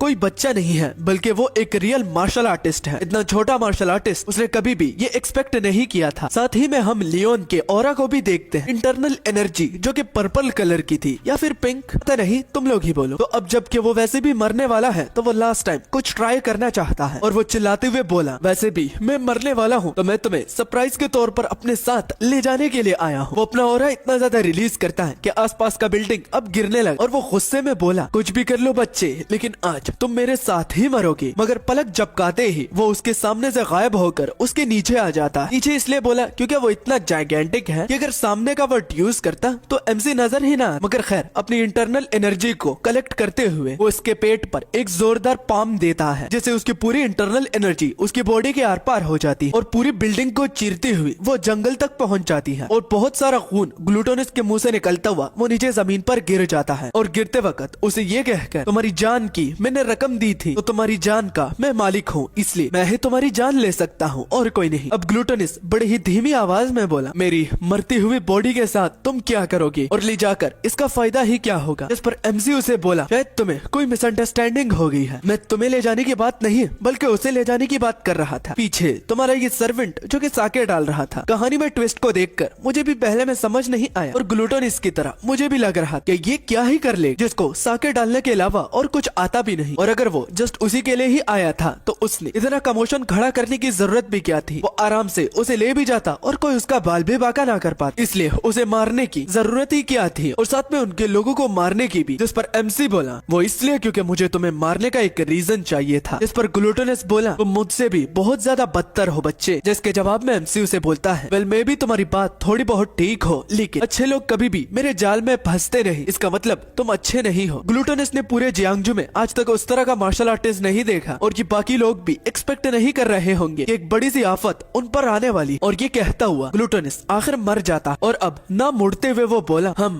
काफी टाइम के बाद मिल रहे हैं। मानोर मास्टर ऑफ हुआ ये उसका नाम है, मगर उनको दूसरे नाम से भी जाना जाता था, हुआ माइकल। क्या मैंने ठीक बोला या फिर नहीं? जो कि सुन माइकल बोला ठीक बिल्कुल सही बोल। तुम्हारे मुंह से ये नाम सुनकर मुझे नॉस्टैल्जिया फील हो रहा, बहुत यादें भी ताजा हो गई। तो इसके बारे में थोड़ा और जानते हैं। वह माइकल जो कि फॉर्मर पैट्रियार्क ऑफ माउंट टाइस के थे, वो भी फैंटम मानोर की जगह पर वो अपने मैकेनिज्म इंजीनियरिंग के लिए जो कि इस मुरिम वर्ल्ड में फॉर्मेशंस आर्ट में पाई जाती है, तो उस तरह का मास्टर किसी ने भी एक्सपेक्ट नहीं किया होगा कि वो इस जगह पर होगा। और एमसी बोला कि उनको ढूंढने के लिए काफी वक्त लगा और सब्र से काम उसे लेना पड़ा, जिस पर वो उन्हें दोष नहीं देगा कि वो इस जगह पर क्या कर रहे हैं और वो क्यों छिप रहे थे, क्योंकि उस इंसिडेंट उनकी पूरी लाइफ ही चेंज कर। जिस पर अब हम माइकल के पास्ट के बारे में जानते हैं कि उनके साथ आखिर क्या हुआ था। माउंट टाइस फैंटम मानोर की जगह पर पूरे जियांगजू में ऐसी कोई जगह नहीं थी जहां पर फॉर्मेशन आर्ट्स इतनी हाई क्वालिटी में मिलती थी कि ऐसी फॉर्मेशन और कहीं ना थी। और माइकल खुद ही थे जिन्होंने उन सारे फॉर्मेशन आर्ट को बनाया था। वो बहुत टैलेंटेड थे और कोई भी ऐसा नहीं था जो कि उन्हें एनवी ना करता, एटलीस्ट तब तक जब उनकी अपनी बेटी ने ही अनफिनिश्ड मैकेनिकल डिवाइसेस को छू लिया और उनसे उसकी पूरी फैमिली की जान चली गई। फैमिली को खोते वक्त उन्होंने अपने आप को ही ब्लेम किया, वो भी अपनी बेवकूफी के लिए, और बाद में अपनी अपीयरेंस को पूरी तरह से चेंज करके वो कहीं पर छिप गए, बिल्कुल अपनी एग्जिस्टेंस ही खत्म कर दी। तो यही स्टोरी माइकल की थी और वो उस इंसिडेंट का वर्ड सुनकर ये सारी बात हमें नरेटर ही बताता है। और आज तक माइकल को उस इंसिडेंट के बारे में याद है और अभी तक उन्हें बहुत पछतावा हो रहा है और ये कहते वक्त उनके आंसू भी टपक रहे। मगर हमारे हीरो के पर्सपेक्टिव से ये बहुत अच्छे आदमी है, इतने अच्छे आदमी कि उन्होंने 10 सालों तक अकेले ही सफर की और अगर उनकी जगह कोई और होता तो ऐसा ना कर पाते। आज तक उनको अपनी गलती का एहसास होता। एमसी की बात को सुनकर माइकल अपने मन ही मन बोला कितना अजीब लड़का है, पहले इसने मुझे बचाने की कोशिश की जिससे वो पहली बार मिल रहा है और इसको पता भी था कि इसमें उसकी जान भी जा सकती है, और अप अंटिल नाउ ये अच्छे आदमी का वर्ड सुने हुए उसे बहुत अरसा हो गया है। तो अब वो माइकल पूछने लगे कि अब वो उसे कैसे इस्तेमाल करेंगे उसे खरीदने के बाद। तो भारी आवाज में हमारे एमसी बोलता है जियांगजू को डोमिनेट करने के लिए ही मैं तुम्हें यूज करूंगा। जो कि सुन माइकल के भी तोते उड़ गए और वो हंसने लगा, इस बात के लिए नहीं क्योंकि वो एक छोटे बच्चे के मुंह से ये सुन रहा है, बल्कि इसलिए क्योंकि किस्मत उसका दोबारा साथ दे रहा है, वो भी दूसरा मौका देकर। और घुटने टेकते वक्त वो एमसी को अपना मास्टर फुली एक्सेप्ट कर लेता है, पूरी लाइफ को एमसी के लिए डिवोट करता है और उनके लक्ष्य के लिए भी, जिसको वो हासिल करने में उनकी मदद करेंगे। तो एमसी ये बोलकर कि क्या वो अब से ही स्टार्ट ले सकते हैं, तो ये बात उसे समझ में नहीं आई। मगर एमसी के एक्सप्रेशन और उसके इटर्नल एनर्जी को देखकर माइकल थोड़ा बहुत घबरा गया और जैसे ही पूछने लगा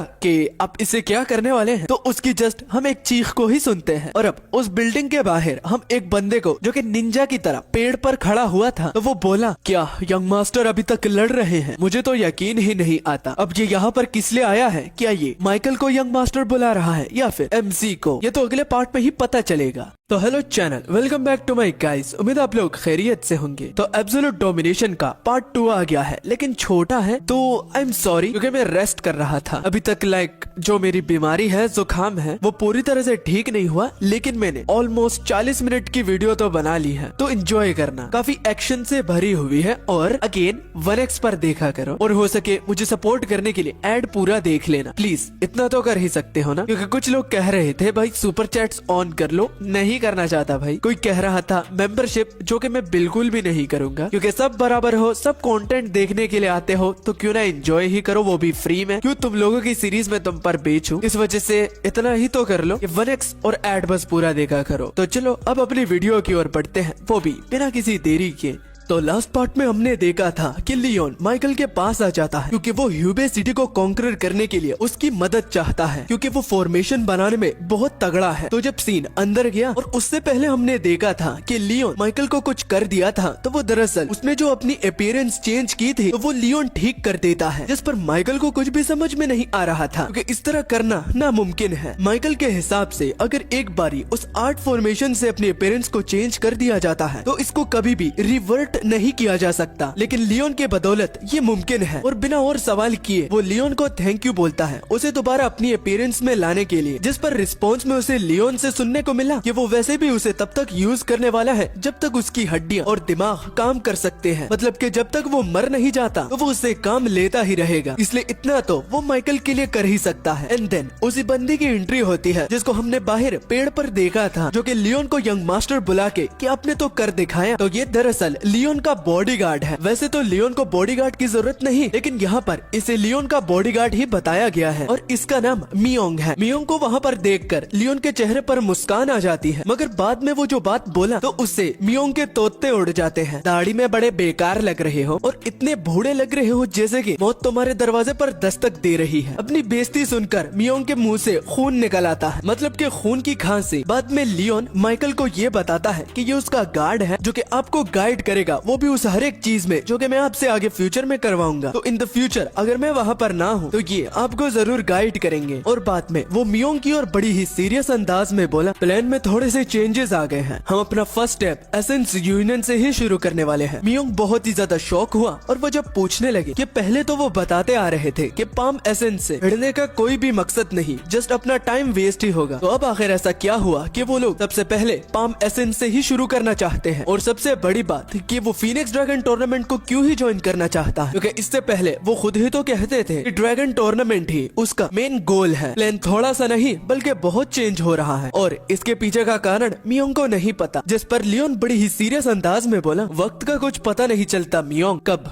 कहां और कैसे कोई एक चीज आपको आकर्षित करे क्योंकि आपके पूरे नजरिए को ही चेंज कर दे। डायम बड़ा ही प्लेबॉय वाला ये डायलॉग था, किसी लड़की का चक्कर तो नहीं। बूढ़े खूसट, मैंने ये कब बोला कि ये एक लड़की का चक्कर है, मगर ये बताना कि अगर हो भी तो तुम इतना जेलस क्यों हो रहे हो। क्या बात है। वेल यंग मास्टर, ऐसी कोई बात नहीं है, मैं आपसे ये बिल्कुल भी एक्सपेक्ट नहीं कर रहा था कि एक लड़की का ही चक्कर होगा। अब मेरी बात का ये बिल्कुल भी मकसद नहीं कि आप गे हो और आप LGBTQ++ प्रीमियम कम्युनिटी से हो, मगर एक लड़की का चक्कर, वो भी आपसे पहले मैंने बिल्कुल भी नहीं देखा था। लेकिन मैं आपके लिए जरूर रूट करूंगा कि आपने अपने लिए एक अच्छी सी ही लड़की चुनी होगी जिसे आप आगे जाके शादी कर ले। माइकल को कुछ भी समझ में नहीं आ रहा था, मगर लियोन मियोंग को बहुत ज्यादा चिढ़ा रहा था, इतना मेरे पे नजर रखते हो। खैर नेक्स्ट जन्म में जब तुझे पॉम पॉम मिलेंगे तो जरूर ट्राई मारना। व्हाट द हेल, ये क्या हो रहा है, किसके पॉम पॉम की बात हो रही है। बात करते करते सुबह भी हो जाती है और अगला सीन पाम एसेंस पर जाता है, जहाँ पर हम देखते हैं चेरियन और उसके फादर को जो कि सेक्ट लीडर से मिलना चाहते थे, लेकिन गार्ड ये कहकर कि यूनियन लीडर अब यहाँ पर नहीं, वो कहीं गए हुए हैं, वो बाद में आ जाए। जिस पर चेरियन के फादर ये कहकर कि अगर वो यहाँ पर नहीं तो क्या सामने के गार्ड्स क्लियरली ये बता सकते हैं कि वो कब आएंगे। तो गार्ड्स इस पर भी मना करते हैं कि वो टाइम को रिवील नहीं कर सकते क्योंकि उनके बहुत जरूरी काम है। वो इसलिए इतना इंसिस्ट कर रहे हैं क्योंकि पिछली मीटिंग के बाद राइटियस सेक्ट के लीडर को अपनी डॉटर की बात याद आ जाती है, जिसमें उनसे पता चला था कि मास्टर जैंग बहुत ज्यादा गुस्से में है। चेरियन ने उसे रिजेक्ट कर दिया है, इनको जल्द से जल्द माफी मांगनी होगी वरना खड़बड़ी हो जाएगी। एक ही गोल राइटियस सेक्ट के लीडर के सिर के ऊपर मंडरा रहा था, मास्टर जैंग से जल्द मुलाकात करनी है और माफी मांगनी है और दोस्ती का हाथ बढ़ाकर वो राइटियस सेक्ट को एक बड़े डिजास्टर से बचा लेंगे। और अब जबकि गार्ड्स भी कुछ बताने से इतरा रहे हैं तो जाने से पहले राइटियस सेक्ट के लीडर गार्ड्स को ये कहते हैं कि वो उन पर एक छोटा सा एहसान करके यूनियन लीडर जैसे ही वापस आते हैं तो उनको ये इन्फॉर्म कर सकते हैं कि राइटियस सेक्ट के लीडर उनसे यहाँ पर मिलने के लिए आए थे। तो तभी पीछे का दरवाजा खुला और कोई राइटियस सेक्ट के लीडर को देखकर बहुत खुश हुआ और एडिशनली ये भी कहकर वेल ये मैं किसको देख रहा हूँ, ये राइटियस सेक्ट का लीडर ही है ना, मैं आपकी ओर ही जा रहा था क्योंकि यूनियन लीडर ने आपको इनविटेशन देने का कहा था, मगर मैंने ये कभी भी एक्सपेक्ट नहीं किया था कि राइटियस सेक्ट का लीडर यहाँ पर खुद आएगा। ये कितनी बड़ी बात है और कितनी डिलाइटफुल है कि आप खुद हमारे दरवाजे पर दस्तक दे रहे हैं, वो भी हमारे पवेलियन में आकर। इस बंदे का नाम यूकी है और इसको 8 फ्लाइंग हैंड्स के नाम से भी माना जाता है। डिस्क्रिप्शन से पता लगता है कि ये एक वॉरियर है जिसकी सब लोग रिस्पेक्ट करते हैं, यहाँ तक कि राइटियस सेक्ट का लीडर भी उससे मिलकर अपनी ग्रीटिंग्स को पेश करता है, वो भी उनका नाम यूज करके कि वॉरियर क्वान यूकी से मिलकर बड़ा ही अच्छा लगा। मगर अंदर ही अंदर उनके लिए एक बात तो क्लियर हो जाती है कि जो उनके पवेलियन के लोगों से रूमर्स उसको सुनने को मिले थे कि पाम एसेंस यूनियन अपनी पावर को बढ़ाने के लिए यहाँ वहाँ लोगों को उनके पवेलियन में इनवाइट कर रहा है, वो भी उनकी फैमिली को ज्वाइन करने के लिए। तो पहले में तो लग रहा था कि वो किसी को भी अपने फैमिली का हिस्सा बनाना चाहता है जस्ट अपनी पावर के इन्फ्लुएंस को बढ़ाने के लिए, लेकिन अब जाकर खुद अपनी आंखों से देखकर कि वो इस मैटर में भी सेलेक्टिव है, तो वो वाकई में यूबे की सबसे टॉप फैमिली बनने की पूरी कोशिश में लगे हुए हैं ताकि बाद में कोई उनका बाल भी बाका ना कर पाए। अब वॉन यूकी राइटियर सेक्ट के लीडर को इतनी आसानी से तो जाने नहीं दे सकता, तो वो राइटियर सेक्ट के लीडर को एक ड्रिंक पिलाने के लिए कहता है, जिसके लिए वॉन यूकी खुद ही पे करेंगे, वो भी दोस्ती का हाथ बढ़ाने के लिए और साथ में फ्यूचर बॉन्ड्स को और भी स्ट्रॉन्ग करने के लिए, जिसके लिए वो मान जाते हैं। और पीछे दूर जब पवेलियन पर सीन पड़ा तो मास्टर जैंग खिड़की से ये सब कुछ देख रहे थे, मगर अजीब बात ये थी कि उनके चेहरे पर एक इविल मुस्कान थी, जैसे कि ये सारा सिनेरियो उनका एक प्लान है जिसमें राइटियर सेक्ट के लीडर और चेरियन फंस गए हैं, वो भी बहुत बुरी तरह से, और चाहे वो रिजल्ट में कुछ भी करे तो उनका ही नुकसान होगा। चेरियन का फादर और क्वान यूकी एक स्प्रिंग ब्रीज इन में आए थे जो कि बहुत ज्यादा पॉपुलर है, वो भी अपने साके और वाइन्स के लिए। और अब जबकि वाइन्स की बात ही हो रही है तो क्वान यूकी सबसे बेस्ट वाइन उठाकर राइटियर सेक्ट के लीडर को पिलाने लगते हैं, वो भी साथ में डिस्क्रिप्शन देते हुए कि ये सबसे बेस्ट वाइन है जिसको ऑब्टेन करना बहुत ज्यादा मुश्किल है। जिस पर राइटियर सेक्ट का लीडर क्वान यूकी को थैंक यू बोलता है कि सिर्फ वॉरियर क्वान की वजह से उसे इतनी अच्छी सी वाइन टेस्ट करने को मिल रही है। जैसे क्वान यूकी के बारे में बताया गया है कि वो दिल के बहुत अच्छे हैं, तो बिल्कुल रूमर सही है, क्योंकि आज खुद वो क्वान यूकी के मेहमान बनकर ये एक्सपीरियंस कर रहे हैं। अब जबकि वो सबसे बेस्ट जगह पर है अपनी बातों को डिस्कस करने के लिए, तो क्वान यूकी राइटियर सेक्ट के लीडर को बोले, बाय द वे शायद आप लोगों को ये पता हो या ना हो, लेकिन यूनियन लीडर बहुत ज्यादा गुस्से में थे, वो भी किसी बात से जो कि उनको बहुत ज्यादा अपसेट कर गई। क्या आप लोगों को पता है? तो राइटियर सेक्ट का लीडर पूरी बात बताकर और आखिर में ये कहकर कि क्वान यूकी क्या उनकी मदद कर सकते हैं, वो भी उनको माफी दिलाने में, क्योंकि चाहे यूनियन लीडर उनको जितना भी इग्नोर करे, लेकिन क्वान यूकी जैसा वॉरियर अगर उनकी सॉरी को स्पॉन्सर्ड करता है, वो भी यूनियन लीडर तक पहुंचाने में, तो वो इसको जरूर माफ करेंगे और इनसे दोनों फैमिली को भला हो जाएगा। जिसके लिए क्वान यूकी मान जाते हैं और कहते हैं कि आपको टेंशन लेने की कोई भी जरूरत नहीं, ये तो बच्चे थे और बच्चे लड़ते ही हैं, इनके तो अभी जवानी के दिन हैं। और साइड पर चेरियन जो कि खाने को ही घूरती जा रही थी, तो इसके पीछे का कारण ये था कि जब सुबह सवेरे वो लियोन के लिए मीट लेकर जा रही थी, तो एक सर्वेंट से उनको पता चला कि लियोन रात से ही नहीं है और न ही वो पवेलियन में वापस आए। लगता है कि वो निकल चुके हैं, क्योंकि अगर वो आते और उनका प्लान होता तो अब तक वो आ भी जाते। किसी को ना बताते हुए रात को ही निकल जाना, इसी बात को लेकर चेरियन बहुत ज्यादा फ्रस्ट्रेट होती है और वो चॉपस्टिक से सामने प्लेट पर रखा हुआ खाना बड़े ही जोर जोर और दबाकर खाती है और अपने मन ही मन ये कहकर, बड़ा आया रात को कह रहा था कि मीट खिला दो, और मीट जब मैं उसके लिए लेकर गई वो वहाँ पर था ही नहीं। मगर ये बात मैटर नहीं करती, बल्कि ये कितनी रूड बात है ना कि तुम बताए बगैर यहाँ से जा रहे हो, कम से कम बता के तो जाते, थोड़ी सी मीट भी खा लेते तो ऐसी फ्रस्ट्रेशन नहीं होती। और काफी दूर भी चला गया होगा, पता नहीं कहाँ गया है, लेकिन मेरे ख्याल से वुहान तक ही पहुँच गया होगा। और पेट भरकर खाने के बाद जब बिल देने की बारी आई तो उससे पहले हमारे राइटियर सेक्ट के लीडर बोले, खाने के लिए आपका बहुत बहुत शुक्रिया, नेक्स्ट टाइम ट्रीट उनकी तरफ से होगी। तो क्वान यूकी की नौटंकी शुरू हुई, वो जोर से चिल्लाया, बाप रे मैं एक जरूरी मीटिंग को भूल गया हूँ, मैं जल्दी आऊंगा, मुझे माफ करना कि बीच कन्वर्सेशन में ही आपको छोड़ के जा रहा हूँ, बाद में मिलते हैं, बाय। धड़ाम से जैसे ही उसने दरवाजा बंद किया तो सामने खड़ी औरत बिल राइटियर सेक्ट के लीडर के हवाले कर देती है, जो कि एक नजर देखते ही राइटियर सेक्ट के लीडर के पैरों तले जमीन खिसक गई, क्योंकि एक वाइन बोतल के लिए वो 120 येन चार्ज कर रहे थे और एडिशनली जो बाकी डिशेस के प्राइजेस थी तो वो तो आसमानों को छू रही थी। और इतने पैसे राइटियर सेक्ट के लीडर के पास नहीं थे, क्योंकि अगर प्राइस थोड़ा सा भी कम होता तो वो दे रहे थे, लेकिन ये बियॉन्ड एक्सपेक्टेशन है जो कि उन्होंने कभी भी एक्सपेक्ट नहीं की थी। जिस पर अब एक लास्ट ऑप्शन बचता है, प्लेट धोने का नहीं। हाँ, ये मत सोचना कि सिंपली फिलहाल के उनके जेब में इतना रुपया नहीं है तो वो कल आके दे देगा। जिस पर सामने खड़ी औरत मना करती है कि नहीं, ऐसा तो नहीं हो सकता, हम क्रेडिट एक्सेप्ट नहीं करते और जो आपके सर्कमस्टांसेस हैं तो उनको ओवरलुक नहीं किया जा सकता, वो आपका मसला है, हमारा नहीं। तो हम ये कर सकते हैं कि जब तक आप पैसा लौटाते हैं तो तब तक आपकी बेटी हमारे साथ ही रहेगी। ये कहते हुए वो चेरियन को घेर लेते हैं, जो कि देख अब राइटियर सेक्ट का लीडर बड़ा ही गुस्सा हुआ, क्योंकि बोलने तक तो छोड़ो, ऐसा सोचने की उसकी हिम्मत भी कैसे हुई कि वो उसकी बेटी को एक हॉस्टेज के तौर पर रखेंगे। इस पर वो औरत बोली कि नहीं, आप गलत समझ रहे हैं, लगता है कि आपको मेरी बात की समझ में नहीं आई, मैं आपको बताती हूँ, यहाँ पर वो हॉस्टेज नहीं बल्कि एक इंटरटेनर की तरह काम करेगी जब तक आप पैसा वापस नहीं कर देते। आसान अल्फाजों में कि जिसको साके पीना हो तो चेरियन उसे सर्व करेगी, और चाहे किस प्रकार का भी उसे टास्क ही क्यों ना दिया हो, नाचने का, गाने का, उनके लैब पर बैठकर साके पिलाने का, तो वो सब का सब करेगी, वो भी बिना किसी आर्ग्यूमेंट के। जो कि सुन राइटियर सेक्ट का लीडर अपने मन ही मन बोला, लगता है कि ये औरत अपना दिमाग खो बैठ चुकी है, ये कोई नॉर्मल वाइन हाउस नहीं है। मोर ओवर जो कि मेरे आसपास ये जो गार्ड्स हैं तो इनकी ऑरा को ही फील करके मैं इतना तो बता सकता हूँ कि ये मेरे लेवल के हैं या फिर मुझसे भी स्ट्रॉन्ग। और इस मैटर में राइटियर सेक्ट के लीडर क्या करेंगे, तो वो तो बुरी तरह से फंस गए। तो सर सरप्राइजिंगली पीछे से उनको एक फेमिलियर आवाज सुनने को मिलती है, जो कि राइटियस सेक्ट के लीडर को बोली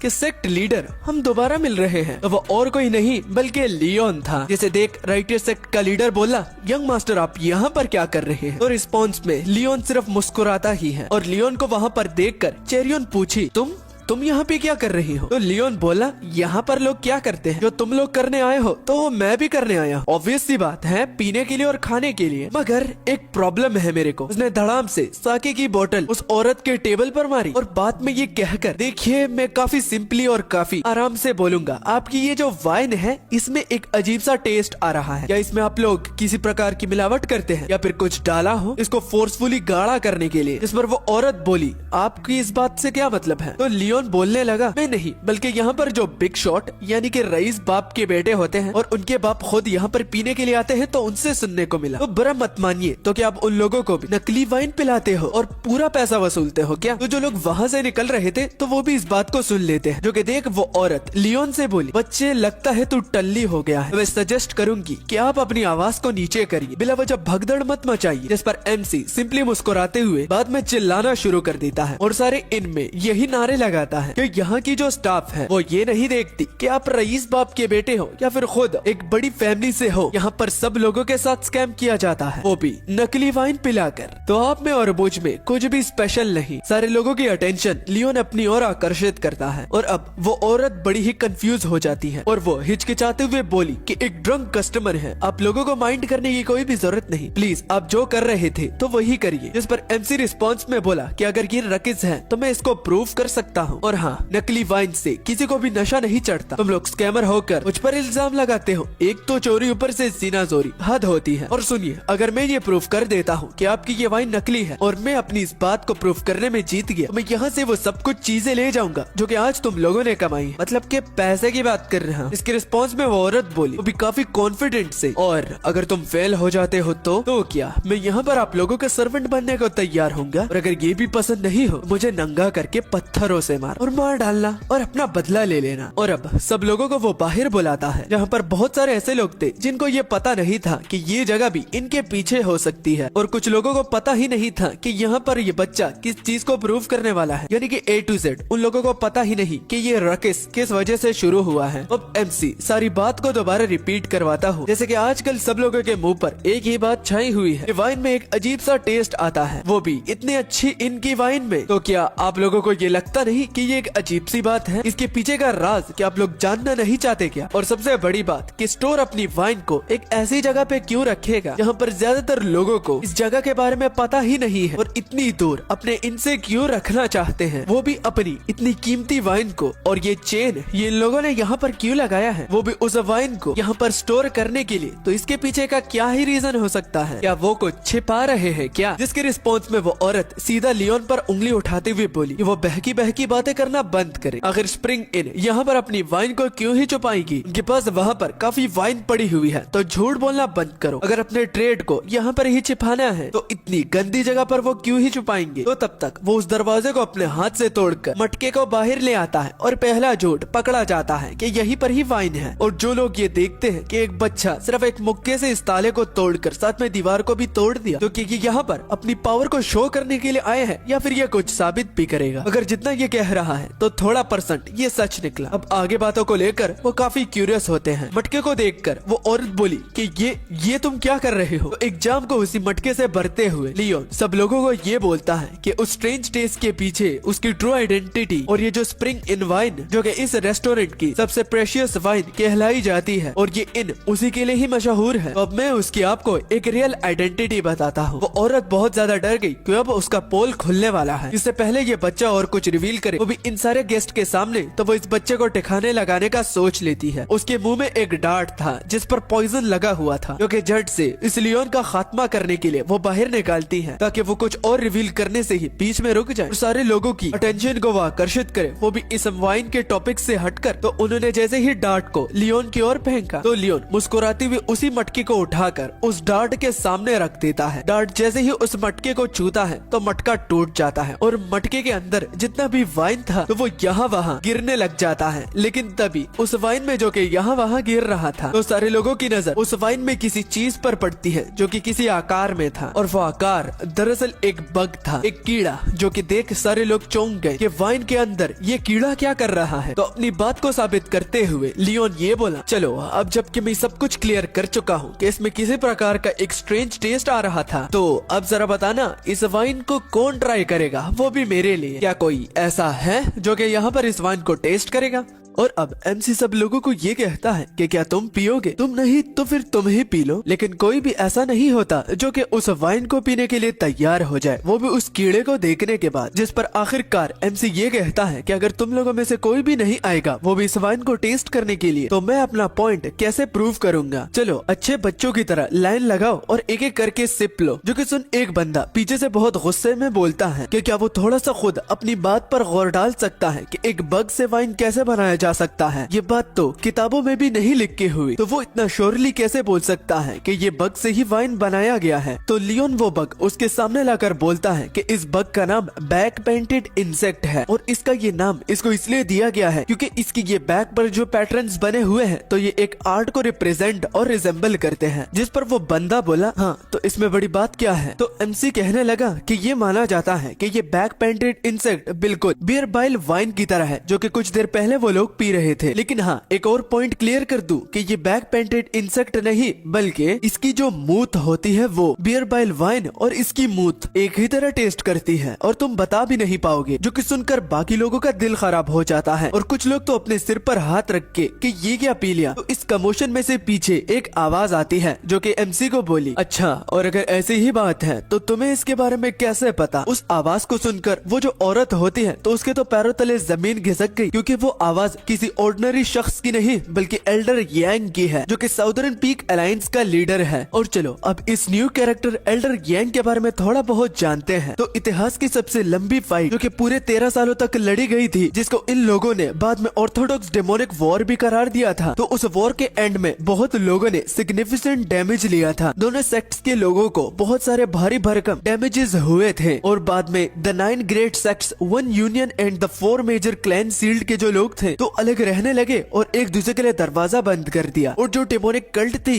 तो वो अलग अलग रहने लगी, जिसके रिजल्ट में वो 4 हिस्सों में बट गए, जिसमें पहला विंड सिटी है, दूसरा नॉर्दर्न हेवन सुप्रीम फैमिली, तीसरा डार्क पाथ यूनियन और फोर्थ पर साउदर्न पीक अलायंस आती है। इसी मौके का फायदा उठाते हुए 4 मेजर्स जो थे तो सिचुएशन को अच्छा करने के लिए 4 मेजर्स ने अपने टाइटल जो कि सबसे स्ट्रॉन्गेस्ट मार्शल आर्टिस्ट थे वो भी जियांगजू के, तो उन्होंने इनका पूरा इस्तेमाल किया। और उन्हीं 4 मेजर्स में से 2 फैमिलीज ऐसी थी जो कि बहुत बड़ी थी कंपेयर के बाकी दोनों के लिए, जिसमें से यही द साउदर्न पीक अलायंस और दूसरा नॉर्दर्न हेवन सुप्रीम फैमिली, ये दोनों बाकी के कंपेयर में बहुत बड़े थे। तो ये जो आप एक ऑर्डिनरी शख्स को देख रहे हैं जिसका नाम एल्डर यांग है, तो ये भी उन्हीं 4 मेजर्स में से है जो कि करंट के टाइम पर जियांगजू के सबसे स्ट्रॉन्गेस्ट पर्सन माने जाते हैं। इसलिए तो सारे लोग उन्हें देखकर ही अपनी ग्रीटिंग्स को पेश करते हैं। और अब बात आती है कि एल्डर यांग ने सुना था कि बैक पेंटेड इंसेक्ट जो है तो वो साउदर्न पार्ट में पाया जाता है, तो वो ये यहाँ पर कैसे आया? और बच्चे तुम इतना श्योरली कैसे बता सकते हो कि ये वही इंसेक्ट है? जिस पर एमसी कुछ भी ना छुपाते हुए कि वो बहुत टाइम से यहाँ वहाँ फिरता आ रहा है, कोई भी ऐसी जगह नहीं जिसको उसने विजिट ना किया हो। तो उसके एक्सपीरियंस से वो इसको देखकर ही बता सकता है कि वो झूठ यहाँ पर किसी से भी नहीं बोल रहा। उसकी नॉलेज से इम्प्रेस होते हुए एल्डर यांग पूछे कि अगर ऐसी ही बात है तो तुम कहाँ से हो और तुम हो कौन? अगेन एमसी कुछ भी झूठ नहीं बोलता, और अपनी पूरी इंट्रोडक्शन देने के बाद जब एल्डर यांग को ये पता चला कि ये किसी क्लेन से भी नहीं है, तो आखिर में शायद एमसी ये बताना भूल गया था और वो बता देता है कि हाँ एक बात बताता चलो कि मैं एक मर्चेंट का बेटा हूँ जो कि फ्रूट्स बेचने में बहुत पॉपुलर है। एक पल के लिए एल्डर यांग के मुंह से एक शब्द भी नहीं निकलता, लेकिन बाद में वो बहुत जोर जोर से हंसते हैं और लियोन की तारीफ भी करते हैं कि तुम बहुत इम्प्रेसिव बच्चे हो, बहुत खूब। लेकिन अंदर ही अंदर उनको ऐसा लग रहा था कि शायद ये बच्चा इंटेंशनली अपनी आइडेंटिटी को छुपा रहा है ताकि कोई इसके बारे में ज्यादा ना जाने। मगर बात यहाँ पर आती है कि एल्डर यांग के साथ साथ जो दूसरा बंदा होता है तो वो एल्डर गैंग की ओर बड़े ही घूर घूर के देख रहा था। मालूम होता है कि उन्होंने कभी भी एल्डर गैंग को किसी में इंटरेस्ट लेते हुए नहीं देखा और ये फर्स्ट टाइम है जिसमें वो एल्डर गैंग को देख रहे हैं कि एक छोटे बच्चे में उनका इंटरेस्ट बढ़ रहा है। तो ये तो किसी मिरेकल से कम नहीं। अच्छा, तो अब इस बंदे के बारे में भी जानते हैं। इस बंदे का नाम मीहॉक है। वन पीस वाला मीहॉक नहीं, बल्कि इस एब्सोल्यूट डोमिनेशन वाले का, जो कि इस सीरीज का नाम है। तो मीहॉक दरअसल साउदर्न पीक अलायंस का व्हाइट टाइगर है और एक स्क्वाड लीडर भी। और जितने टाइम तक उन्होंने एल्डर गैंग को सर्व किया है तो कभी भी मीहॉक ने ये नहीं देखा कि एल्डर गैंग किसी बच्चे में या किसी और शख्स में इंटरेस्ट लेने का शौक रखते हो या फिर शौक आ गया हो। और अब बात आती है कि जैसे लियोन ने बताया था कि कोई यहाँ पर आकर इस वाइन से घूंट ले ताकि ये बात कंफर्म हो जाए, तो इसके लिए मीहॉक मान जाता है। और वो जब परमिशन एल्डर गैंग से पूछते हैं तो वो उनको नहीं रोकते। अगर यही उसकी विश है और वो ये करना चाहते हैं तो वो उसको रोकेगा नहीं। जो ही मीहॉक ने एक घूंट लिया तो उसके मुंह से उस औरत के लिए गालियां निकल रही थी, वो भी इस बात को लेकर क्योंकि जैसा लियोन बता रहा था तो सेम ये उसी तरह ही टेस्ट करता है जैसे कि कुछ देर पहले एल्डर गैंग और मीहॉक ने उस इन में बैठकर पी थी। मतलब कि यहाँ पर जितने भी लोग हैं तो उन सब लोगों ने बैक पेंटेड इंसेक्ट का मूत पिया है, वो भी इस सरप्राइज में कि ये एक खास वाइन है। सारे लोग बहुत ज्यादा गुस्सा हुए और वो उस औरत को घेर लेते हैं। वो औरत अब भी इस सिचुएशन में होने के बावजूद भी इस बात को झूठ बोलती है कि ऐसा बिल्कुल भी नहीं है। उसकी बात जरा सुनिए तो कोई भी उसकी बात को मानने के लिए तैयार नहीं था और वो सबूत मांग रहे थे। क्योंकि जैसा लियोन ने कुछ बताना चाहा तो अपने पॉइंट को सबूत दिखाकर साबित किया, तो वो भी रिटर्न में इसी तरह ही एक्सपेक्ट कर रहे हैं। जब उस औरत को लगा कि अब यहाँ से बच निकलना मुश्किल है, वो पीछे के गार्ड से मदद मांगने लगती है कि वो वहाँ पर खड़े खड़े क्या देख रहे हैं, क्या उनको दिख नहीं रहा कि सामने लोगों को रोकना है। वो दोनों गार्ड्स हाथ लगाने तक तैयार नहीं, क्योंकि अब मामला सिर्फ बच्चे का नहीं बल्कि एल्डर गैंग का भी है। और सबसे बड़ी बात स्क्वाड लीडर व्हाइट टाइगर का भी, जिसने खुद पीकर ये कंफर्म करवाया है। तो वो तो अपना पैर खुद कुल्हाड़ी से नहीं मारना चाहते और अपने पॉइंट को साबित करके लियोन बस मुस्कुरा ही रहा था कि तभी पीछे से राइटियस सेक्ट के लीडर आकर यंग मास्टर लियोन को पुकारते हैं कि अगर वो यहाँ पर टाइम पर नहीं आते तो न जाने क्या हो जाता। इसलिए राइटियस सेक्ट का लीडर यंग मास्टर लियोन को थैंक यू बोलते हैं, वो भी उनकी मदद करने के लिए। और वो उनका अब आभारी है। जिस पर एमसी बोला, ऑफ कोर्स तुम मेरे ही आभारी हो, अगर मैं यहाँ पर नहीं होता तो इतना औसम काम आखिर कौन करता। राइटियस सेक्ट का लीडर बोला, हाँ आपने बिल्कुल ठीक कहा। तो आखिर में दोबारा मुस्कुराते हुए एमसी ये बोलता है, बात को गलत मत समझिएगा और जैसा कि आपने कहा कि मैं आपका आभारी हूँ, तो आज से मैं यही एक्सपेक्ट करूंगा कि आप ही मुझे अपने घर में मेहमान बना के रखें और मुझे अच्छे से ट्रीट करें। एज इन मैं आपका सेवियर ही हूँ ना इन दी एंड। और अब जरूरत से ज्यादा लियोन कर रहा है और अब उसे टूर्नामेंट में रजिस्टर भी तो करना है, वो भी चेरियन के साथ। और अब इस डिसीजन में उसके फादर भी उसके खिलाफ नहीं हो सकते। तो ह्यूबे टूर्नामेंट की ओर अब निकलने की बारी है। मगर जाते वक्त लियोन को हमारे एल्डर गैंग और मीहो देखते ही जा रहे थे और उनके दूर जाते ही मीहोक बोले कि कितना इंटरेस्टिंग गाय है, जिसके जवाब में एल्डर गैंग बोले कि इंटरेस्टिंग नहीं बल्कि उससे बहुत ज्यादा है। मीहोक को कुछ भी समझ में नहीं आया, लेकिन वो एल्डर गैंग से इंसिस्ट करते हैं कि इस बच्चे में उन्होंने आखिर ऐसा क्या देखा, क्या वो आगे बता सकते हैं। जिस पर एल्डर गैंग अपनी ओरा को बाहर निकालते हुए कि जब मैं यहाँ पर आया और मेरी पहली नजर इस बच्चे पर पड़ी तो मैं एक ऐसी फीलिंग को फील कर पा रहा था जो कि फील किए हुए मुझे बहुत अरसा हो गया है और एकदम से मुझे अपने जवानी के दिन याद आ गए। अभी तक मीहोक को कुछ भी समझ में नहीं आ रहा था और वो मजीद आगे बताने का बोले। तो अब एल्डर गैंग बड़े ही भारी भरकम आवाज में बोले, क्या तुमने कभी ट्रेमेंडस और एक्साइटमेंट को एक साथ मिलते हुए देखा है? ये दोनों फीलिंग्स ऐसी हैं जो कि तुम्हें जवानी में ही फील होते हैं, जैसे कि तुम जमीन को उखाड़ सकते हो, आसमान को चीर सकते हो। ये वाली फीलिंग मैं इस बच्चे को देखने के बाद फील कर पा रहा हूँ, बिल्कुल उन दिनों की तरह जब साउदर्न पीक अलायंस मेरे हाथों पड़ी। मुझे पता नहीं कि मैं ये फीलिंग क्यों फील कर पा रहा हूँ, मगर चाहे जो कुछ भी हो मुझे काफी ज्यादा मजा आ रहा है। मीहोक के तो तोते उड़ गए और वो इस वजह से क्योंकि अलायंस लीडर जो है वो किसी की भी ओर देखकर ये बता सकते हैं कि ये शख्स कैसा है। उनकी इनसाइट इतनी ज्यादा अच्छी है, लेकिन अब ये जो बता रहे हैं कि इस फीलिंग का उन्हें पता नहीं कि आखिर इस बच्चे को देखकर उन्हें इतना एक्साइटमेंट क्यों हो रहा है। तो इसका सिर्फ एक ही जवाब है कि ये बच्चा बहुत ज्यादा स्पेशल है, इतना स्पेशल कि एल्डर गैंग खुद ही इनसे लड़ने के लिए बेकरार है।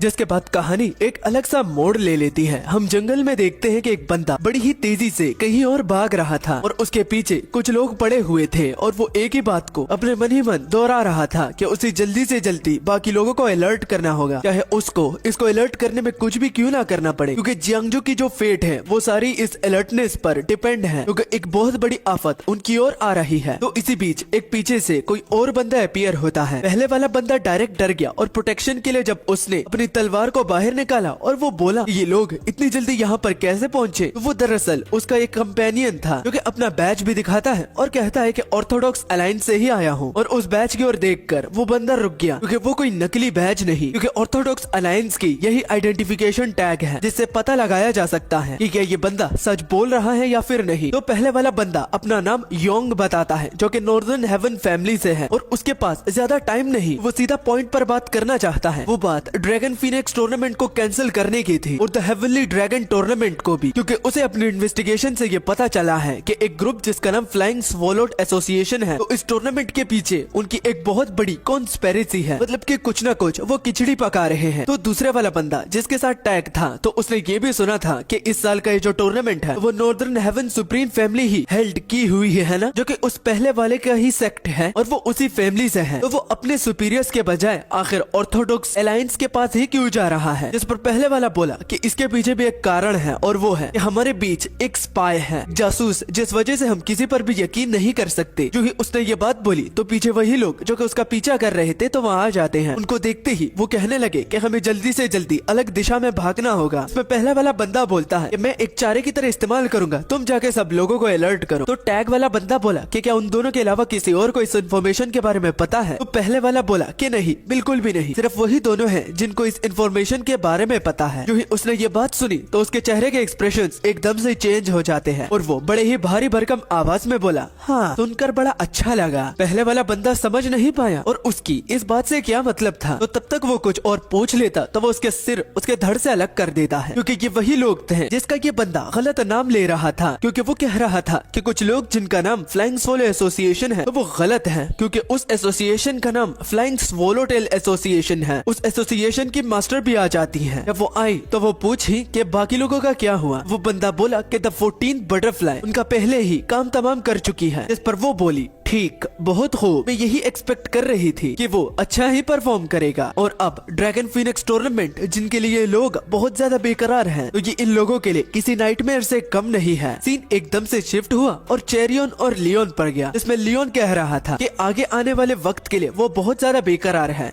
तो लियोन की इस बात से मतलब ये था कि सेक्ट लीडर ने उससे वादा किया था कि वो उसको खूब अच्छे वाला मीट खिलाएंगे। इसी एक्साइटमेंट में वो और भी ज्यादा भूखा हो जाता है, जिस पर चेरियन बोली, ओहो तुम तो हर वक्त भूखे रहते हो। तो लियोन बोला, हाँ मैं सोच रहा हूँ ना, तो सोचते सोचते मुझे और भी भूख लग रही है। जिस पर चेरियन बोली, दोबारा ह्यूबे को कॉन्कर करने के लिए, इस वजह से तुम्हें भूख लग रही है, क्योंकि तुम हमेशा यही कहते हो कि जब तुम ज्यादा सोचते हो अपने गोल्स के बारे में तो तुम्हें भूख लगती है। जिस पर लियोन बोला, ये भी, लेकिन कुछ और भी है। जिस पर चेरियन बोली, और से तुम्हारा क्या मतलब। तो एकदम से लियोन कुछ प्रेजेंस को फील करता है, लेकिन उसके चेहरे के एक्सप्रेशन को देखकर चेरियन को लग रहा था कि शायद ये बताना नहीं चाहता, क्योंकि ये काफी अरसे से अकेला रह रहा है और किसी पर विश्वास करना इतना आसान भी नहीं होता। मगर ये वो बात नहीं थी। और अब चेरियन थैंक यू बोलती है, वो भी आज के लिए और उनकी मदद करने के लिए। वो इतना तो समझ गई कि जैंग ने ही सब कुछ प्लान बनाया हुआ था और क्वान यूकी उस प्लान का एक चारा था जो कि उनके हाउस का एक मेंबर बन गया है, तो वो कुछ भी करेगा। और अब उसे कुछ भी रिग्रेट नहीं हो रहा कि उस कमीने को चेरियन ने रिजेक्ट किया है, क्योंकि उस कमीने के साथ तो कोई भी और आज के बाद मैं बात भी नहीं करना चाहती। इतना मुझे उस कमीने पर गुस्सा आ रहा है। जिसके रिस्पॉन्स में एमसी बोला, तो इसलिए तो मैं कह रहा हूँ कि मेरे साथ टूर्नामेंट में एंट्री करोगी तो मैं तुम्हें जरूर जिताऊंगा और मैं वादा करता हूँ। तो एक्साइटमेंट में चेरियन जब लियोन की ओर देखी तो पहले तो वो बार बार रिजेक्ट करती थी, लेकिन इस बार वो कहती है, जरूर मुझे तुमसे बहुत उम्मीद है। मगर फिर भी वो जीतने की उम्मीद नहीं, बल्कि इतना तो उम्मीद लगा सकती है कि यंग मास्टर जैंग को टूर्नामेंट में हराकर वो उसको उसकी औकात याद दिला दे। और वो दोनों से चाहती है कि वो अपना बेस्ट दे। इस पर एमसी बोला कि तुम्हें अपना बेस्ट देने की भी कोई जरूरत नहीं, मगर अगर यही तुम चाहती हो तो जरूर हम जरूर करेंगे। बट ये सब कुछ करने से पहले लियोन भारी आवाज में बोला कि पीछे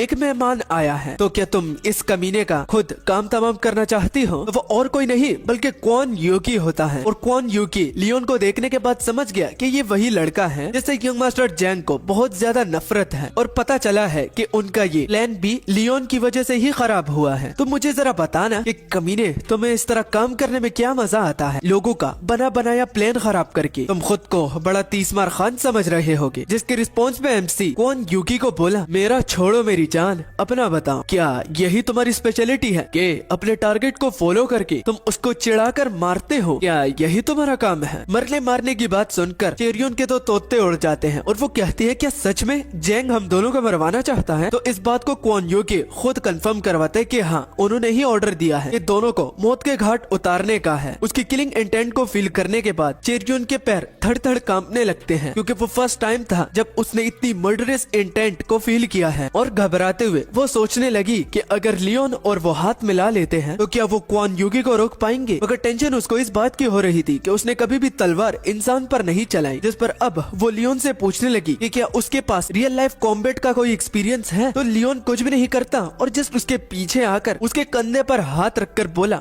प्लीज मेरी मदद करो, मुझे बहुत ज्यादा डर लग रहा है। मगर अभी के लिए ये दोनों जिस बंदे से भिड़ रहे हैं, तो चलो इसके बारे में थोड़ा बहुत जानते हैं कि लोग इसे वॉरियर क्यों बुलाते हैं। क्वान युकी, जिसकी मार्शल आर्ट्स कुछ ऐसी हैं, जब वो उसे यूज करता है तो ऐसा लगता है कि उसके काफी ज्यादा मल्टीपल्स हाथ हैं, और इसी के ही बदौलत सब लोग इसे 8 फ्लाइंग हैंड मास्टर भी बुलाने लगे। पहले ये भी एक अच्छा इंसान था जो कि जियांगजू को बेटर करने की कोशिश में लगा हुआ था, लेकिन खुद अपनी आंखों से ये रियलाइज करने के बाद कि सच और झूठ के बीच में हमेशा झूठ को ही जीत हासिल होती है और अच्छाई और बुराई में हमेशा लोग पैसों को चुनकर बुराई का साथ देते हैं, तो ये उसकी नजर में मीनिंगलेस हुआ, यानी कि उसे अपना काम जो कि वो अच्छाई के लिए कर रहा था तो बेमतलब लगा, और आखिर खुद उस दुनिया की इस कॉन्स्पिरेसी में वो ढलता ही गया और आखिर में विलन बन गया। फाइट शुरू भी नहीं हो रही थी और चेरियन बहुत घबरा रही थी, क्योंकि दोनों के मार्शल आर्ट स्किल में आसमान और जमीन का फर्क है, जो कि एमसी नोटिस कर लेता है। बस फिलहाल के लिए वो जितना उसे बता रहा है, तो वो अगर उसे फॉलो करती है तो वो इस फाइट को जीत सकते हैं। बात में उसके दम था तो हमारी हीरोइन अपना वेपन निकाल लेती है। क्वान युकी उसका डर गायब होता हुआ देख उस पर डायरेक्ट अटैक कर देता है, वो भी बिना होल्ड बैक किए हुए। तो उसकी इतनी फास्ट स्पीड को देखकर चेरियन को अब समझ में आ गया था कि उसको लड़ने की टेक्निक के साथ साथ अपनी मूवमेंट वाली टेक्निक भी इस्तेमाल करनी पड़ेगी। मगर एकदम से उसका पैर फिसल गया और क्वान युकी इसी का फायदा उठाते हुए उस पर अटैक लैंड करने के लिए आगे बढ़ा, मगर किस्मत चेरियन की तरफ थी, इसलिए वो उसे भी डॉज कर लेती है। मगर अब वो समझ गई कि प्रैक्टिस और रियल बैटल में आसमान और जमीन का फर्क होता है, और उसे एक पल में ऐसा लग रहा था कि वो मरने वाली है। इनकरेज करते हुए और साथ में उसकी गलतियों को पॉइंट आउट करते हुए लियोन पीछे से ये बोला कि ये मत सोचो कि तुम्हें अपने पैरों से ही अपनी सोर्ड को कंट्रोल करना है, बल्कि सोर्ड के साथ ही फ्लो करो, तब तुम्हें लड़ने में ज्यादा सोचना नहीं पड़ेगा। जो कि सुन क्वान युकी बोला, भीगी बिल्ली की तरह लड़की के पीछे छुपते हो और पीछे से ही गाइडेंस देते हो, कितने बेवकूफ हो। मगर क्वान युकी को देख ऐसा लग रहा था कि वो डिस्ट्रैक्ट हो गया है, और चेरियन का अटैक जिसको वो मौका देखकर कर रही थी तो ऐसा लग रहा था कि लैंड कर जाएगा, मगर वो उसे भी डॉज कर लेता है। और ये देखकर अब चेरियन को लग रहा था कि अगर वो कुछ ना कर सके तो दोनों यहाँ पर मारे जाएंगे, और वो बार बार लगातार अटैक करती है, मगर क्वान युकी के सामने वो कुछ भी ना कर पाई और बस उसके अटैक खराब ही होते गए। जब लास्ट में क्वान युकी का अटैक वो खा लेती है तो उसको वो पीछे घिसकने पर मजबूर कर देता है, और बाद में अपने दिल ही दिल ये कहकर कि अब ये उसके हैंडल करने से निकल चुका है, तो आगे अब उसे क्या करना चाहिए। कि तभी पीछे से दोबारा लियोन ये बोला कि क्या उसे खुद कुछ अजीब नहीं लग रहा। वो सीधा चेरियन की ये सोर्डमैन टेक्निक जो है इसको पॉइंट आउट करता है, जिसका नाम स्कारलेट ट्रेस टेक्निक था। वो दिखने में बहुत ज्यादा भारी लग रही है, मगर ऐसे क्यों? और ये सुनकर चेरियन समझ गई कि ये बंदा मेरी टेक्निक को गलत बता रहा है। इसके हिसाब से जिस टेक्निक को मैंने पूरे 10 सालों तक प्रैक्टिस किया है, वो भी अच्छे से अच्छे मार्शल आर्ट के साथ, तो क्या वो ये गलत था? मगर इसको क्या पता कि स्कारलेट ट्रेस टेक्निक आखिर कैसे परफॉर्म होती है, क्योंकि ये खुद जान की भीख मांग रहा है और मैं उसकी मदद कर रही हूँ। मगर एमसी की ये वाली बात सुनकर कि तुम एक केचुए की तरह लग रहे हो, जिसको पानी में होना चाहिए ना कि जमीन पर, क्योंकि जमीन पर वो बहुत स्लो चलता है और पानी में बहुत तेज। तो इस एग्जाम्पल से चेरियन काफी ज्यादा रिलेट करती है, क्योंकि 7 स्टार रेल्म में पहुंचने के बाद उसे ऐसा लग रहा था कि एक बड़ी सी दीवार उसके रास्ते में आ गई है, जो कि उसे बढ़ने नहीं दे रही। तो अब तक जो हमारे एमसी को ये बेवकूफ समझ रही थी, तो अगर इस बंदे की बात सच निकलती है कि स्कारलेट ट्रेस टेक्निक तीर की तरह तेज, कछुए की तरह स्लो और पानी की तरह हर एक आकार में चेंज हो जाती है, तो क्या यही उसकी रियलिटी है? लेकिन फिर भी अभी फिलहाल के लिए वो कुछ सोच नहीं सकती, तो लियोन की बात को वो मान लेती, और जब उसने जैसे लियोन ने कहा उस तरह ट्राई करती है, तो उसके मूवमेंट्स एकदम से चेंज हो जाते हैं और उसका अटैक लैंड तो कर जाता है, लेकिन वो उसके बालों तक ही काट देती है। जो कहते क्वान युकी बहुत ज्यादा डर गया और अब वो उसको गाली देता हुआ अपने अटैक से चेरियन को नॉकआउट कर देती है। हवा में हमारी चेरियन जो कि नीचे गिर रही थी, तो उसको गिरने से पहले क्वान युकी खत्म करना चाहता था, मगर अजीब बात ये थी कि वो हवा में ही गायब हो गई। वो आसपास देखता है मगर चेरियन उसे कहीं भी नजर नहीं आ रही थी कि तभी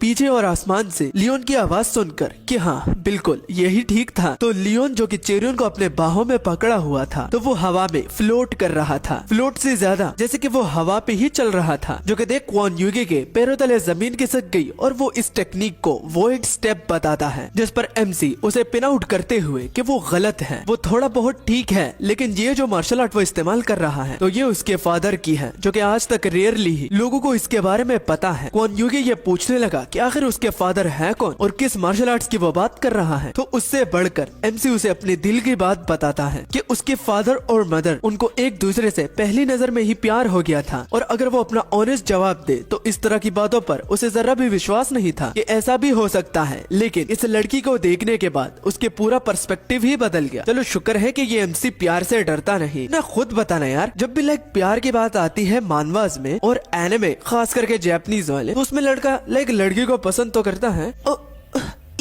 ये किस टाइप का प्यार है यार? प्यार है तो डट के करो। चलो अब फाइट पर आते हैं। क्वान युकी जिसकी पैंट गीली हो गई थी, उसे ऐसा लग रहा था कि ये कोई बहुत पुराना मार्शल आर्टिस्ट है जिसने अपने अपीयरेंस को बच्चे में कन्वर्ट कर दिया है। जैसे ही वो ये सवाल पूछा तो उसके चेहरे पर एक जोर का मुक्का पड़ता है, जिससे उसकी स्कल क्रैक हो गई और वो दूर घिसकता ही गया। और एक मुक्के से क्वान युकी को पता चल गया कि इसमें और इस बच्चे के बीच में आसमान और जमीन का अंतर है। और अब क्वान युकी जान की भीख मांगने लगा, जिस पर एमसी उसे दोबारा अपने फादर की बात बताते हुए कि क्या तुम्हें पता है मेरे फादर बहुत बड़े दयालु हैं। अगर वो यहाँ पर होते तो मुझे उनकी एक बात से बहुत नफरत है कि वो तुम्हें जाने देते। जिस पर क्वान युकी जो कि जान की भीख मांग रहा था, उसे कुछ भी समझ में नहीं आ रहा था कि ये बच्चा आखिर इतना सब कुछ क्यों बता रहा है और क्या मतलब है इन बातों का। मगर वो मौके का फायदा उठाकर वहाँ से भागने लगता है। बट अब वो फादर से शिफ्ट होकर अपनी माँ पर आता है कि मुझे अपनी माँ की इस बात से बहुत प्यार है, उनकी आदत मुझे बहुत पसंद है। अगर वो यहाँ पर होती तो तुम्हें मौत के घाट खुद ही उतार देती। हालांकि उसके फादर के जो टाओ है तो वो बिल्कुल राइटियस है, मगर अगर उसकी माँ की बात की जाए तो वो उनके रास्ते पर ही चलना प्रेफर करेगा, जो कि ब्रूटल है। और वो उस बड़ी ब्लैक स्वॉर्ड को निकालने लगता है। इसको निकालते वक्त चिल्लाने की आवाज आती है, वो एमसी की नहीं थी। ये बात क्वान युकी से हमें पता चलती है कि वो घोस्ट वेलिंग की तरह है, भूत प्रेत की आवाज। और पूरी तरह से उस स्वॉर्ड को निकालने के बाद उस तलवार का नाम हेल ब्लेड नॉर्दर्न होता है। और जब वो अपना अटैक क्वान युकी पर करता है तो कुछ पता लगने से पहले ही और कुछ करने से पहले ही वो उसे टुकड़े टुकड़े कर देती है। और उसे टुकड़े टुकड़े करते हुए वो दोबारा से अपने फादर के बारे में बोला कि वो बहुत ज्यादा बोरिंग इंसान है रे, इस वजह से अपने मदर के रास्ते पर ही मैं चलना पसंद करूंगा।